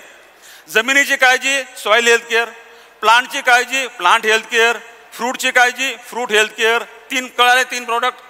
हे 3 प्रॉडक्ट तुम्हाला प्रत्येक सीझनला कुठल्याही हंगामामध्ये पिकाच्या कुठल्याही अवस्थेमध्ये तुम्ही याला देऊ शकता.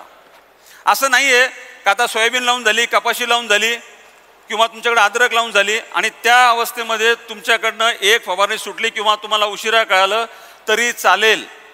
ज्याही दिवशी तुम्ही हे जमिनीमध्ये सोडताल, पानांमध्ये फवारणी करताल, पिकांना त्या वेळेस ते लागू पडेल आणि जी रिक्त जागा आहे, जी पोषकाची कमतरता आहे ते पीक भरून काढेल आणि त्या दिवशी त्या पिकाची वृद्धी, त्याचा विकास, त्याचं डेव्हलपमेंट सर्वांगीण व्हायला चालू होईल, त्याला पोषक तत्व मिळतील आणि आपलं उत्पादन 30-40% हलक्या हाताने घेऊ शकता.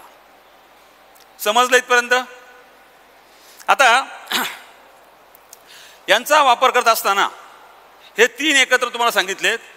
ज्यावेळेस असं वाटेल का फळबागा आहेत आणि मला आता 1 महिना होऊन गेला, तर प्लांट हेल्थ केअर आणि सॉईल हेल्थ केअर एकत्र ड्रिंच करा. कारण पुढची अवस्था प्लांटची आहे, पहिली अवस्था सॉईलची आहे. दोघांना एकत्र करून ड्रिंचिंग करा, चांगले परिणाम यायला सुरू होतील. आता फ्रूट हेल्थ केअरचा टाईम आला, फळं लागेल टाईम आला, फळावरती फवारणी करायची. त्यावेळेस प्लांट हेल्थ केअरला जरी मिक्स केलं, 2-2 ml एकत्र केलं तरी दोघांची एकत्र फवारणी करू शकता आणि त्यावेळेस त्याची एकत्र ड्रिंचिंग करू शकता. हॉर्टिकल्चरमध्ये सोयाबीन कपाशीपेक्षा जास्त अन्नद्रव्याची गरज आहे, याची मात्रा आपल्या गरजेनुसार तुम्ही वाढवू शकता. फवारण्या वाढवू शकता, जमिनीमध्ये वाढवू शकता. आता रॅन्डम प्रॅक्टिस, आपण माती परीक्षण करत नाही, आपल्याला आपल्या जमिनीमध्ये काय पोषक तत्व ते माहिती नाही, जमिनीचा कर्ब माहिती नाही, जमिनीमध्ये नत्र किती माहीत नाही, स्फुरद किती माहीत नाही. जर आपल्याला ही माहितीच नाही आहे तर सूक्ष्म अन्नद्रव्य, अतिसूक्ष्म अन्नद्रव्य यांचा गंधही आपल्याला नाही.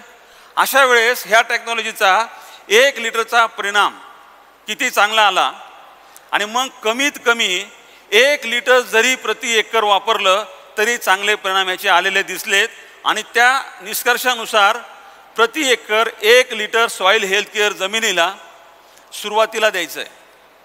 असं वाटलं की माझं पीक जास्त दिवसाचं आहे, आणखी एक इंटरव्हल करा, 10-12 दिवसाने, 1 महिन्याच्या आतमध्ये आणखीन एकदा द्या, चालेल. आता हे 3 उत्पादनं वापरत असताना, यांचे चांगले परिणाम मिळत असताना 2 उत्पादनं आणखीन या ठिकाणी आहे. तो पुढचा घ्या, नेक्स्ट. ई स्प्रेडो केअर, ॲक्च्युली ई बायो स्प्रेडो केअर. हे तुम्हाला ज्यावेळेस तुम्ही पानांवरती फवारणी करता, आता मार्केटमध्ये स्टिकर बऱ्याच प्रकारचे आहेत. अगदी म्हणजे पूर्वी शेतकरी, मला आठवतं 2008 पासून मी शेतकऱ्यांच्या बांधावरती जातोय, साबणाचं पाणी पण चालतो ना, गुळगुळीतपणा आला पाहिजे फक्त, म्हणून लोक पूर्वी साबणाचं पाणी करायचे, निरमा वापरायचे, टाकायचे आणि तो पानांना चिटकून राहील, त्याला स्टिकर बोललं जायचं. हे स्टिकर स्वस्त मिळतात, काही कंपन्यांचे 1600-1700 रुपये लिटरपर्यंत पण मिळतात. आता हे जे स्टिकर आहे हे स्टिकर नसून याला आम्ही एक स्प्रेडो केअर, तुमच्या औषधांना, तुमच्या पोषकांना झाडांवरती, वनस्पतीवरती, पिकावरती पसरवत असताना काळजी घेणारा हा घटक आहे. मग हा कशी काळजी घेतो? हा पिकावरती पसरवतो, त्याला चिटकून ठेवतो आणि सर्वात महत्त्वाचं, जसे आपल्या हाताला पोर्स आहेत, छोटे छेद आहेत ना पूर्ण याच्यावरती, शरीरावरती, याला आपण पोर्स बोलतो. हे सूक्ष्म छेद जे आहेत यातनं आपला घाम बाहेर येतो, ऑक्सिजन जातो असं बोलतात. आता पिकांना जर ह्या पानावरती कुठल्याही प्रकारचं पोषक तत्व पडलं, त्या छेदमधनं ते आतमध्ये जातं. म्हणजे अन्नवहन प्रक्रिया पानावरनं कुठनं आली? त्या छिद्रातनं आली, त्या पोर्समधनं आली. हे स्प्रेडो केअर जे आहे त्याला पेनेट्रेट करतं, म्हणजे इथून पानावर जर पडलं त्याला आतमध्ये नसांमध्ये नेण्याचं काम, पूर्ण पिकाच्या एका कोपऱ्यामध्ये न्यायचं काम, पसरवण्याचं काम ई स्प्रेडो केअर करतं. म्हणजेच औषध असो, म्हणजे कीटकनाशक असो, बुरशीनाशक असो, पोषक असो, कुठल्याही घटकांना फवारणी करत असताना ई स्प्रेडो केअर शिवाय फवारणी करू नये. त्याचा अनुभव घ्या, पानं बुडून बघा, पानं बाहेर टाकून द्या, सुकल्यानंतर परत ते पान ई स्प्रेडो नसताना सुद्धा पाण्यात टाकून बघा, पाणी लागतं का, थेंब जमतो का, पाणी पूर्ण पसरतं का, असे प्रयोग करा आणि याचा वापर सुरू करा. कुठल्याही प्रकारची फवारणी असेल तर काय लागेल तुम्हाला? ई स्प्रेडो केअर. याच्याबरोबर पुढचं एक प्रॉडक्ट आहे, शेवटचं 5वं प्रॉडक्ट, त्याचं नाव आहे ई बायो रिपेलंट. आता एक सर्वात मोठी समस्या जिथे आपल्या प्लॉटला येईल, आपला तो 100% हे द्यायचं कारण असते, जेव्हा ही 4 पानं लुसलुशीत होतात, हिरवीगार होतात, टवटवीत होतात, त्यावेळेस आक्रमण कोणाचं होतं? मला ऐकायला कमी झालं. कीटकांचं. म्हणजे हे कीटकांची अशी एक जनता आहे, अशी एक टोळी आहे, यांना निमंत्रण लागत नाही. आणि ज्या ठिकाणी ई बायोचं टेराटेक गेलं त्या ठिकाणी पानांचा लुसलुशीतपणा बघण्यासारखा आहे, पानांची हिरवळ बघण्यासारखी आहे, पानांची रुंदी बघण्यासारखी आहे. जर सर्वांगीण एवढं विकास त्या पानांमध्ये होत असेल तर कीटक कुठं आकर्षित होतील? पानांवरती. कारण निसर्गाला त्याने रोज दिला आहे, दिसलं पान की खाय. अशा वेळेस थ्रिप्स असतील, ॲफिड्स असतील, म्हणजे तुडतुडे असतील, असे काही घटक असतील की जे पहिल्या 8-10 दिवसामध्ये एक तुम्हाला सौम्य प्रकारची फवारणी घेणं गरजेचं आहे. त्या ठिकाणी सॉईल हेल्थ केअरबरोबर, प्लांट हेल्थ केअरबरोबर, फ्रूट हेल्थ केअरबरोबर तुम्हाला हे 2 ml प्रति लिटर ई बायो रिपेलंट हा डोक्यात ठेवा. हा फोटो मात्र मी याला कॅच करून टाका, मेंदूमध्ये फिट करून टाका. याच्याशिवाय फवारणी करायची नाही. का? कारण काय? हे एक बायोलॉजिकल असं प्रॉडक्ट आहे का रॉकेट सायन्स नाही आहे. सॉईल हेल्थ केअर आहे, रॉकेट सायन्स आहे, आम्ही केलेलं सायन्स आहे, आम्ही केलेलं रिसर्च आहे. थोडंसं युगो वाटून नका देऊ, पण केलं आहे आम्ही. अभिमान आहे आपल्याला ई बायोटेरियमच्या वरती की हे तुम्हाला असं चांगलं प्रॉडक्ट मिळालं. ते बाजूला ठेवू. हे कॉमन प्रॉडक्ट आहे, जनरल प्रॉडक्ट आहे. याच्यामध्ये काय केलं, जे हर्ब्स आहेत, अद्रक असेल, माहिती आहे त्याचं तेल माहिती आहे प्रत्येकाला. मी पुढच्या तुम्हाला हळदीचं तेल पण दाखवेल. हे तुम्हाला मी तेल पण दाखवेल का तेल आपण कुठले वापरतो. आपलं काम असं आहे, बाप दाखवणे तर श्राद्ध घाल. आणि मित्रांनो, एकदम नम्रपणे सांगतो, हा माझा प्रयास, हा व्हिडिओ दाखवण्याचा एकच आहे, माझ्या शेतकरी बांधवांनी असे बॅरियर, टोल नाक्याला जातो ना, टोल भल्याशिवाय गाडी जाते का? मी सांगतो प्रत्येक कंपनीला असं बॅरियर टाका, त्याला दाखवा व्हिडिओ. आहे का तुझं असं? वाढतं का पान 3 इंच? वाढतं का मूळ तुझं? ही माझी सोयाबीन उपटून दाखव, इथं टाक, माझं मूळ वाढून दे. आणि 10 दिवसात रिझल्ट, 60 तासात रिझल्ट, 24 तासात रिझल्ट. असं बॅरियर लावू ना. आणि असे असंख्य व्हिडिओ तुम्हाला लेटेस्ट करंट अफेअर्स. म्हणजे ई बायोटेरियमचा 15 जूनचा फ्लॅग झेंडा फडकवला मे महिन्यामध्ये आणि लगेच इकडे डेमो चालू झाले. या ठिकाणी मला शेतकऱ्यांचं इंट्रोडक्शन करावं लागलं. व्हिडिओ लांब झाला, थोडासा लेंदी झाला, पण शेतकऱ्यांना सांगावं लागलं की मी कपाशी लावतो, मी सोयाबीन लावतो, मी अद्रकचा शेतकरी आहे.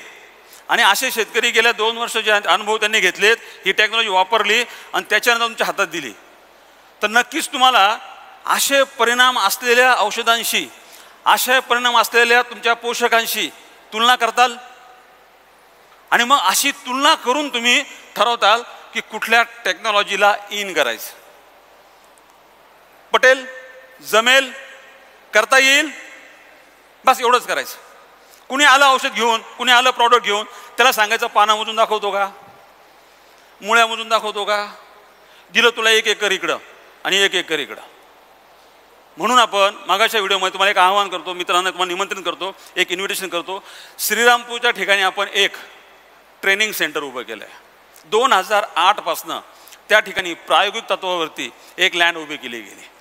आणि त्या ठिकाणी आज तुम्हाला जेव्हाही पाहिजे तुमच्याकरता व्हिडिओ तयार होतील, रील्स तयार होतील. तुलनात्मकदृष्ट्या कंट्रोल ठेवलेला प्लॉट, ट्रीटमेंट केलेला प्लॉट, या ठिकाणी ई बायोटेरियमचं सगळे 5 उत्पादनं वाढवले. कमिंग सून, आता एक थोडं अनाऊन्स करतो, 5 मिनिटामध्ये सरांनी आता सांगितलं की त्यावरती बोला. अशा उत्पादनाला कंट्रोल ट्रीटेड, उच्चतम, अधिकतम, एक्स्ट्रीम लेवलला रिझल्ट काढून तुमच्यासमोर पेश करण्याकरता एक 15 एकरचा प्लॉट आहे, ज्या ठिकाणी आपली R&D चालते. 100 लोक ट्रेनिंगला बसू शकतात, 40-45 लोक राहू शकतात, अशी व्यवस्था त्या ठिकाणी आहे. एका छताखाली तुम्हाला दिवसभर म्हणजे अर्धा सेशन थेरॉटिकल, पुस्तकी ज्ञान, कुठलं काय कसं करायचं, कुठलं काम कसं होतं, आणि दुपारच्या सेशनमध्ये लगेच पानं उपटून, मुळं उपटून, झाडं, पानं याची संख्या तिथे किती आहे, शेंगा किती लागल्यात, शेंगाचं वजन किती, कपाशी असेल तर कपाशीचं बोंडांचं वजन किती, ओल्या बोंडाचं वजन किती, वाळलेल्या वजनाचं किती, कपाशीची स्टेपल साईज किती. किती लोक कपाशी माहिती इकडे कपाशी आहे का नाही, असू द्या माहिती करता. कपाशी सक्सेस चांगला परिणाम त्याच्या स्टेपल साईजवर नाही, तो धागा बनतो ना. आणि जर न्यूट्रिएंट दिले, जर पोषक तत्व व्यवस्थित दिले तर स्टेपल साईज वाढते. सोयाबीनमध्ये ऑइल कंटेंट वाढतात. पूर्वी कंपन्या बोलायच्या की जर ऑइल कंटेंट वाढवायचं असेल तर तुम्हाला जेनेटिकली सोयाबीनमध्ये मॉडिफाय करावं लागतं. न्यूट्रिएंट बेस प्रॉडक्टने सिद्ध केलं आपण का जर ही टेक्नॉलॉजी वापरली तर पॉईंट टू पॉईंट तेल काढताना वाढतं. जेमिनी बरोबर आपला एक रिझल्ट सुद्धा आपण केलेला आहे, तेल काढून दाखवलेलं आहे किती पॉईंटने तेल वाढलं. नाद करायचा ना आपल्याला, आपण तेल पण काढू, आपण स्टेपल साईज पण मोजू, आपण मुळ्या पण मोजू. अशी टेक्नॉलॉजी तुमच्या हातात आज मी संक्षिप्त छोट्या भाषेमध्ये तुमच्यावर दिली. काय दिसतंय इथं, इथं काय दिसतंय, आवाज मोठ्याने, मागता है गन्ना. साहेब गेल्या 2008 पासून मी सांगतो ना, सांगली मला परिचित आहे. बसलेले काही लोक ओळखत असतील किंवा काही लोक मला ओळखतात पण या ठिकाणी काम केलं, बांधावर जाऊन काम केलं, तुमच्या परिसरामध्ये पश्चिम महाराष्ट्रात खूप चांगलं काम केलं. ऊसावरती स्पेशलिटी आपली टेराटेकच्या सॉइल हेल्थने आणि प्लांट हेल्थ केयरने एज टू कंपेयर, सॉरी मैं बताने जा रहा हूँ अभी जो बताया कि हिंदी में यहाँ पे बोलता हूँ कि हम लोग इतने अच्छे नतीजे निकाल पाए हैं सोयाबीन के ऊपर, जिसका रूट बढ़ाया, जिसके पत्तों की साइज बढ़ाई. और यहाँ पे शुगर केन पे गन्ने के खेती के ऊपर हमारी स्पेशलिटी है कंट्रोल प्लॉट में और ट्रीटेड प्लॉट में एक ही क्रॉप साइकिल में 20 मेट्रिक टन की बढ़ोतरी हमें मिली है.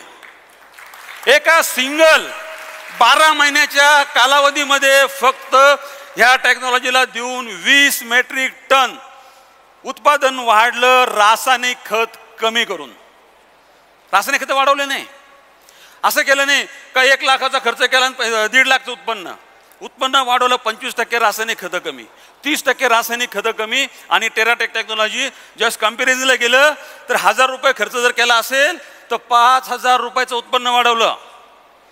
टेक्नॉलॉजी कशी आहे, नाद करायचा का, बढिया. आता हा सगळा अनुभव घेऊन तुम्हाला व्हिडिओ पण दाखवतो मी पुढे. हे शेतकरी असतील ज्यांनी आपलं वापरलं त्यांचे लाईव्ह व्हिडिओ 2 दिवसामध्ये पाठवतो ऊसाचे. म्हणून ह्या सगळ्या रिसर्च करून शुगर केन स्पेशल पॅक सरांनी आज अनाऊन्स केलं. सर संध्याकाळी बोलतीलच, पण सर म्हणले बोला. हा तुम्हाला लवकरात लवकर उद्या परवा 13 15 दिवसात तुमच्या हातात येऊन जाईल. Only for sugar cane. आणि ऊसामध्ये आपण रेकॉर्ड ब्रेक रिझल्ट केलेले आहेत. इथून पुढे रेकॉर्ड ब्रेक रिझल्ट करू. कंट्रोलमध्ये जर फुटवे असतील 10-20 आपण काढू 25 ते 40. जर पेरा असेल 6 इंचाचा आपण काढू 9 इंचाचा. जर साईज असेल अशी मोजून घेऊ. इथं पट्टी लावली त्यालाही पट्टी लावू, पानांवर पट्टी लावू. आणि येणारा परवा दिवसाचा एक व्हिडिओ रिलीज करतो त्यामध्ये ऊसाच्या पानांना परत अशी पट्टी लावू. मित्रांनो, तुमच्या माध्यमातून मला एक बॅरियर टाकायचा आहे, एक लिमिट सेट करायचं. कुठलीही कंपनी, कुठलेही औषध विक्रेता कुणी जर आले असेल तुमच्याकडे तर त्याला सांगा पट्टी आहे मोजायला. आणि भविष्यामध्ये वर्षा 1.5 वर्षात जर वापर केला, व्हर्नियर घेऊन मोजू आपण. ॲग्रिकल्चर इंडस्ट्रीमध्ये एवढं चॅलेंज करून कोणी भाषा करणारं कोणी असेल तर मला आता येऊन नाव सांगा स्टेजवरती. एवढी मोठी टेक्नॉलॉजी जर बायोटोरियम आपल्या हातात देत असेल तर उद्यापासनं, आजपासनं, कार्यक्रम संपल्यापासनं संपर्क सुरू करा आणि शेतकऱ्यांपर्यंत ही टेक्नॉलॉजी हस्तांतरित करा. आता या ऊसाकरता ज्यावेळेस हे प्रॉडक्ट येईल त्यावेळेस आपण डिटेलिंग बोलू. प्रॉडक्ट हातात येईल, रिझल्ट हातात येतील त्यावेळेस किती बॉटल असतील, कसा वापर करायचा, पहिल्या 2 महिन्यात काय, 3 महिन्यात काय, किती दिवसामध्ये प्रॉडक्ट संपवायचं, हे सर्व डिटेलिंग आपण काय करूया, याला लॉन्च केल्यानंतर पुन्हा एकदा या ठिकाणी या कार्यक्रमात करू. आज थोडा वेळेचा अभाव आहे. आज आणखी आपल्याला बऱ्याचशा हेल्थच्या गोष्टी काही समजून घ्यायच्या आहेत, सरांनाही ऐकायचं आहे. तर मला वाटतं सर आता टाईम थोडासा होत आला आहे, तर खूप वेळ तुम्ही मला या ठिकाणी ऐकलं. पुन्हा एकदा सांगेल, तो द्विभाषिक बोलत होता तसं तर घडलं नाही ना. हात वरती करा, किती लोकांना समजलं? मी बोललेलं किती लोकांना समजलं? नाही तर परत 1 तास मागतो, परत सुरू करतो. म्हणजे ओके, खूप खूप धन्यवाद. या ठिकाणी चव्हाण साहेब, आमचा कार्यक्रम त्या ठिकाणी झाला आहे. हां, एक राजू सर, एक 10 मिनटं प्रश्न उत्तर घ्यायचे आहेत का? सरांनी बोललेले आहेत. एक FAQ म्हणजे प्रश्न उत्तर आपण थोडंसं घेऊ. बोला. एक माईक जर दिला ना त्यांना बरं राहील. माईक द्या, म्हणजे आवाज होईल, लोकांना कळेल काय चाललंय. प्लीज सोमेंद्र, माईक द्या. सर,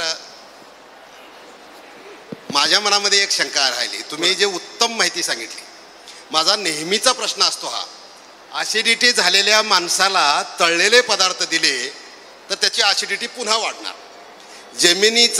जमिनीला झालेली ॲसिडिटी, जमिनीचा जो पोत, त्याची जी प्रदूषितता झालेली आहे, त्या प्रदूषिततेला दूर करण्यासाठी आपलं सॉईलचं तुम्ही जे किट सांगितलात, ते किट आणि ते फवारणी उत्तम पद्धतीचं हे आहे.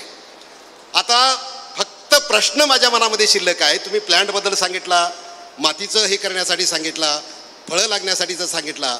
फक्त पाण्यामध्ये जे प्रदूषितता आहे, ती प्रदूषितता कमी झाल्याशिवाय आम्ही तेच दूषित पाणी देणार. आणि याच्या फवारणीनं जे प्रदूषितता मातीची कमी झाली, प्लॅन्ट येण्यासाठीचं प्रोटेक्शन मिळालं तिला, परंतु पाण्यासाठीचा जो प्रॉब्लेम आहे, पाणी जे दूषित आहे, त्या दूषित पाण्यावर काही उपाय तुमच्याकडे आहे का? आता माझ्याकडं काहीच पर्याय नाही.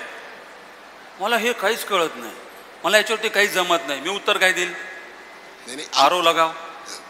मी एका शेतकऱ्याकडे गेलो, अनुभव सांगतो थोडा, 2 मिनिटं आणखी जातील आपले. मी एका शेतकऱ्याकडे गेलो, 80 लाख रुपये खर्च करून स्वतःच्या डाळिंब बागेला पुण्यापासून 20-25 किलोमीटरवरती 80 लाख रुपयाचं आरो लावलं. मी गेल्यानंतर पहिलं बघितलं सिस्टम काय. त्यांना विचारलं काय आरो है, म्हटलं इसको कब बंद करने वाले हो? पीछे समझ रहा है कर्नाटक वाले भाइयों? इन्होंने एक सवाल किया कि ये सब आपने सीख से बताया, सही बताया, बहुत अच्छे बताया, प्लांट की ग्रोथ हो रही, जमीन हो रहा, सब हो रहा है, लेकिन जो मेरा पानी जो खराब है, जिसमें क्षार बड़े हुए हैं, जो पानी जमीन को लागू नहीं हो रहा, उसका pH बिगड़ चुका है, मैं स्प्रे करता हूं तो स्प्रे लागू नहीं होता, मेरा pH ही बॅलन्स नहीं होता. असाच प्रश्न आहे ना. या प्रश्नाला उत्तर काय माहिती का, की ते आरो टाकलं त्यांनी, आणि आरो टाकल्यानंतर माझ्यासारखा परत एक सल्लागार गेला. तो म्हणला तुमच्या पाण्यानं या आरोमुळे न्यूट्रिएंट मिळत नाही. कदाचित आरोच्या पाण्याला ॲडेड न्यूट्रिएंट आलं ना. पहिले आरोचं पाणी यायचं, आपण प्यायचो, नंतर काय आलं? Added nutrient. आटाचा चक्की आली, आटा चक्की आलं म्हणजे गव्हाचं पीठ आलं दळलेलं, त्याला आलं ॲडेड न्यूट्रिएंट. तर हे सगळ्या गोष्टी बोलू, परंतु माझ्या अनुभवानुसार आणि टेराटेक टेक्नॉलॉजीच्या नुसार जमीन जेवढी ढिल्ली होते तेवढं तुम्हाला तुमचा पाण्याचा 50% जो फरक आहे तो त्या ठिकाणी pH बॅलन्स करू शकतो, त्याला सहन करतो. आणि खूप लवकर, अत्यंत चांगला प्रश्न केला. आमचं काम कसं माहिती का, पब्लिक मांगे तो हम देने के लिए तयार है. 250 प्रॉडक्ट आहेत FCO रजिस्टर्ड, फर्टिलायझर ॲक्टमध्ये, फर्टिलायझर कंट्रोल ऑर्डरच्या अंडर 250 प्रॉडक्ट, CIBचे 70 प्रॉडक्ट रजिस्टर्ड आहेत. गेल्या 3-4 वर्षापासून मार्केटला चाललेले आहेत. हे सगळे पुन्हा करतायत, फक्त आपल्या करता, फक्त आणि फक्त ई बायोटेरियम करता. तर आता पुढं लगेच आपण pH बॅलन्स करण्याकरता, मला सांगतो तुमचा TDS pH 2 असू द्या किंवा पुढचा 15-12 असू द्या, 5.5 लाने का, 6.5 लाने का, मी सांगेल एवढं टाका. pH बॅलन्स दिलं, 8 दिवसात दिलं. सोमेंद्र सर द्यायला पाहिजे ना. नाही सर आमचे, मी आज बोलतोय, सर आमचे तिथं आहेत, खूप अनुभव सरांकडे आहे. आणि सरांनी जर म्हटलं यस तर मला वाटतं बढिया. इथं हेल्थवाले आहेत. आणि आणखी काही प्रश्न आहे का? कारण इथं आणखीन तुम्हाला ऐकायचं आहे, खूप चांगल्या गोष्टी आता ऐकायच्या आहेत. कुठला प्रश्न? यस सर, चल बोला. ऊसाच्या पिकावरती कशा पद्धतीनं हे यूज करायचं, आणि खारट शेती म्हणजे मीठ फुटलेली शेती, शारपट जमीन, यस, त्याच्यामध्ये कशा पद्धतीनं यूज करायचं आणि ऊसाच्या ह्याच्यावरती कसा यूज करायचा ते आम्हाला समजले. म्हणजे तुम्ही आता एक मिनिट, तुम्ही याचं बोलताय की मागचं बोलताय? याचं मी आधीच बोललो. प्रॉडक्ट हातात येऊ द्या, पुन्हा एकदा येऊ, एक वर्कशॉप घेऊ, त्यावेळेस सगळं सांगू. हातात प्रॉडक्ट पडलं की तुम्हाला सगळ्या PPTs, तुम्हाला सगळे व्हिडिओज, तुम्हाला सगळे ऑडिओज 2 दिवसानंतर चालू होतील. आणखी काय प्रश्न? सर, आम्हाला एक प्रश्न विचारायचा आहे. आपण पश्चिम भागात पावसाचं प्रमाण जास्त असते, शेतीमध्ये पाणी जास्त प्रमाणात साठलेलं असते त्याच्यासाठी ह्याचा उपयोग कसा होईल? एक्झॅक्ट टाळ्यावर जोरदार टाळ्या यांच्याकडे. मला असं बोलणारच कोणी भेटत नाही. तर मी काय ते काय, तर मला आहे ना आयोजकाचं लय बंधन असतं. 1 घंटा मैं बोलो, मैंने बोला आज मैं डिक्लेअर करता हूँ मैं 6 घंटे के लिए आऊँगा तो बात नहीं करूँगा. असे प्रश्न आहेत, मोठे मोठे प्रश्न घेऊन चाललेत आणि टेक्नॉलॉजी काय घेऊन गेलेत. साहेबा मी बोललो होतो ज्या वेळेस टेराटेक टेक्नॉलॉजी सॉईल हेल्थ केअर तुमच्या जमिनीमधील स्फुरदाला कमी करतो, घुलनशील करतो, जीवाणू काम करायला लागतात. आणि त्यावेळेस तुमच्या जमिनीची डेप, जर तुमची जमीन जर डीप कॉटन असेल, 60 फूट खोलीपर्यंत माती असेल तर तुमचं पाणी 60 फूट खाली जाईल. पडू द्या किती पाऊस पडतो, मला बोलू द्या. इथं काय माहिती का, हा कार्यक्रम शेतकऱ्यांचा 10-15 मिनिटाचा नाहीये. इथं घुसावं लागतं. अहो तुम्हाला वॉर्मअप करायला इकडच्या तिकडच्या गप्पा मारावं लागतात. बायकोचा फोन असतो, घरी भांडण कोणाला असतो, काही ना काही चालू असतं, त्यातनं मला जागेवर आणावं लागतं. आणि आयोजक सांगतात 45 मिनिट्स 20 मिनिट्स आन्सर. अरे हा FAQ 1 दिवसाचा आहे. अरे हा रिसर्च जर 18 वर्षाचा आहे तर मी एक्सप्लेन 18 मिनिटामध्ये कसं करू. तरी परत माफी चाहतो, काही प्रश्न असतील पटापटा करा, पुढच्या वर्कशॉपला आपण सरळ उत्तर देऊ. एनी क्वेश्चन बोला, लवकर लवकर बोला, पुढचं खूप महत्त्वाचं सेशन. सांगलीमध्ये सर्वांना नमस्कार. माझा मी Dattatray Bagdi, army retired officer. मी सरांना एक प्रश्न विचारतोय जो की सर्वांना शेतीच्या रिलेटेडच आहे, जो की मी सध्या आता RSM टीममध्येच बायोटोरियममध्ये काम करतोय. आणि माझा प्रश्न सरांना असा आहे की सॉईल केअर जे आम्ही वापरतोय त्याच्यामध्ये जे जमिनीमध्ये रोटा असतो, रोटा वाळवी असते, याच्यावर काय आपण करू शकतो का? रोटा हा कमी होऊ शकतो का? क्योंकि काय म्हणता आपण की रोटा ऊसाला, मक्याला किंवा नाचणं आपण अशी पिकं वरचेवर घेतो. या पिकांच्या जो खाली तळाला जमिनीमध्ये रोटा किंवा वाळवी लागते, याच्यावर हे इम्पॅक्ट होतंय का? याच्यावरती एक थँक्यू. अगदी अगदी बरोबर, अगदी बरोबर. मी म्हटलं ना, हा कार्यक्रम प्रश्नोत्तराचा जर सुरू झाला तर परत एकदा सेशन सुरू करावं लागेल. तुम्ही प्रश्न केला की मला परत एक मागं जावं लागेल.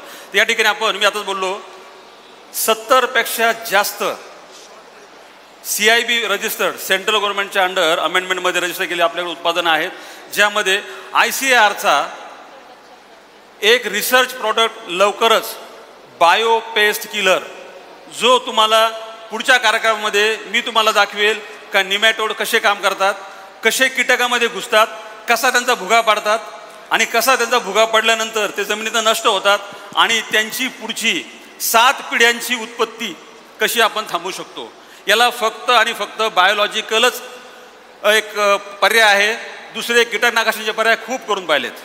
आणि हा जो प्रयोग आहे हा 5-6 महिने 4 महिने करावा लागतो. एक पेशन्सचं काम आहे. म्हणून आपण स्टेप बाय स्टेप रिझल्ट घ्या, उत्पादनं वाढवा, रिपेलंटचा वापर करा. त्याच्यानंतर तुम्हाला आणखी डिक्लेअर करतो काही गोष्टी.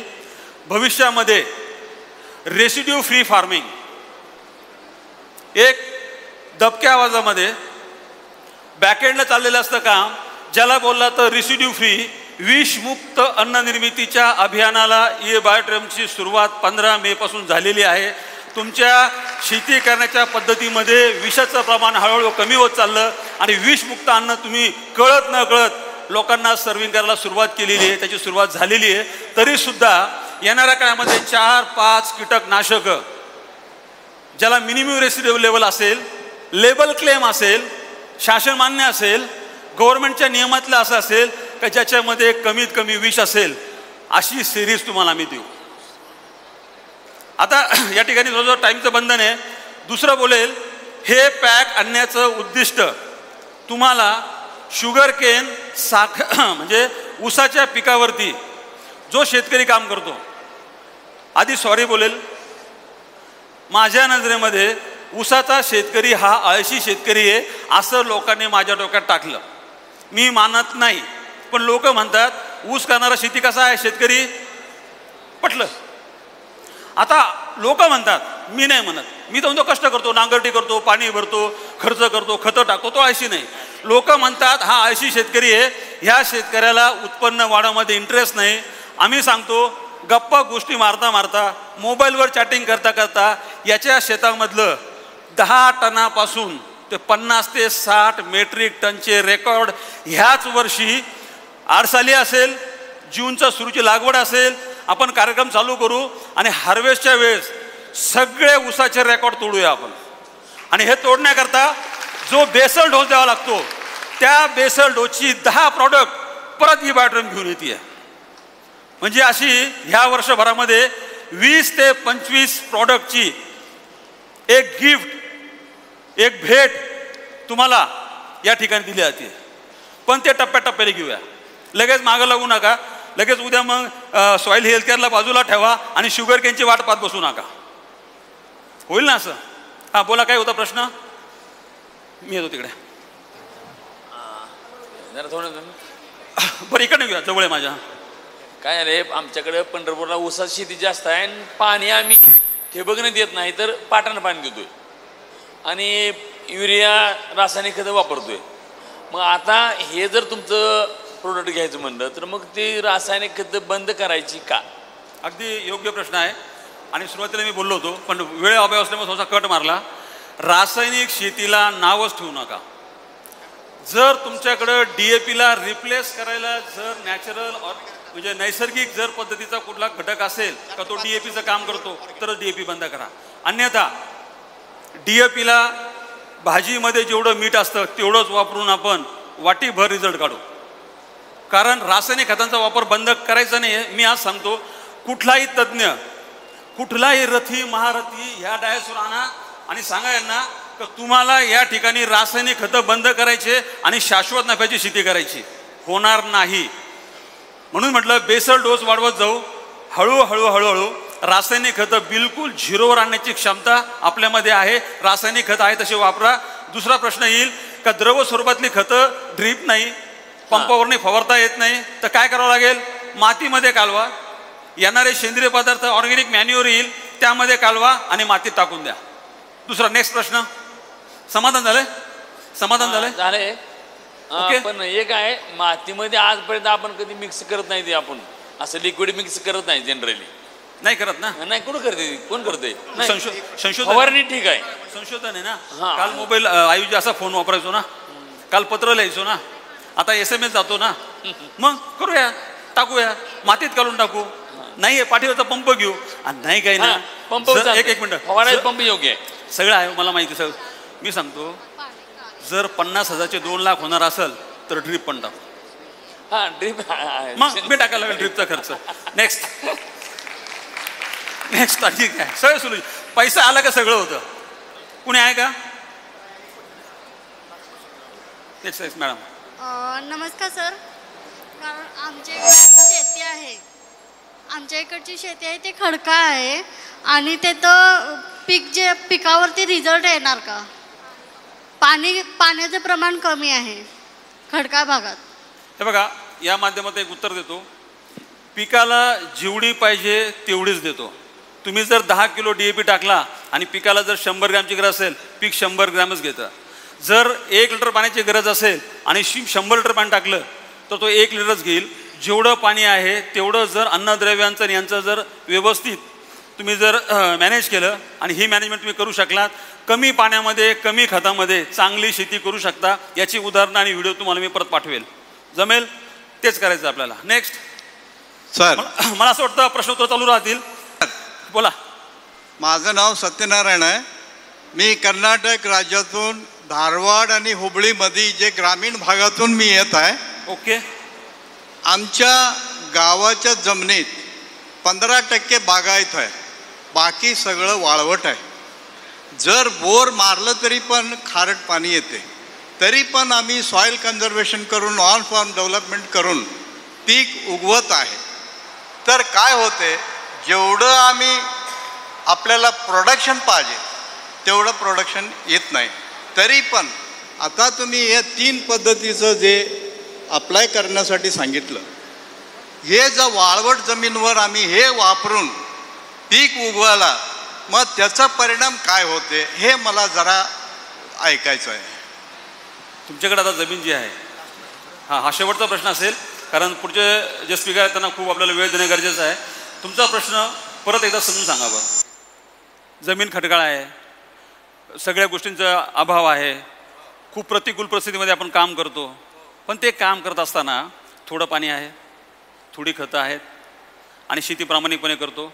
टेराटेक सोबत आहे उत्पन्न वाढवायला. येस, मी तुमच्याबरोबर येईल तिकडे. थँक्यू. तर खूप खूप धन्यवाद. या ठिकाणी तुम्ही तुमचा बहुमूल्य वेळ दिला आणि समजून घेण्याचा प्रयत्न केला. सर्वांचा आभारी आहे. Thank you very much. Thank you very much.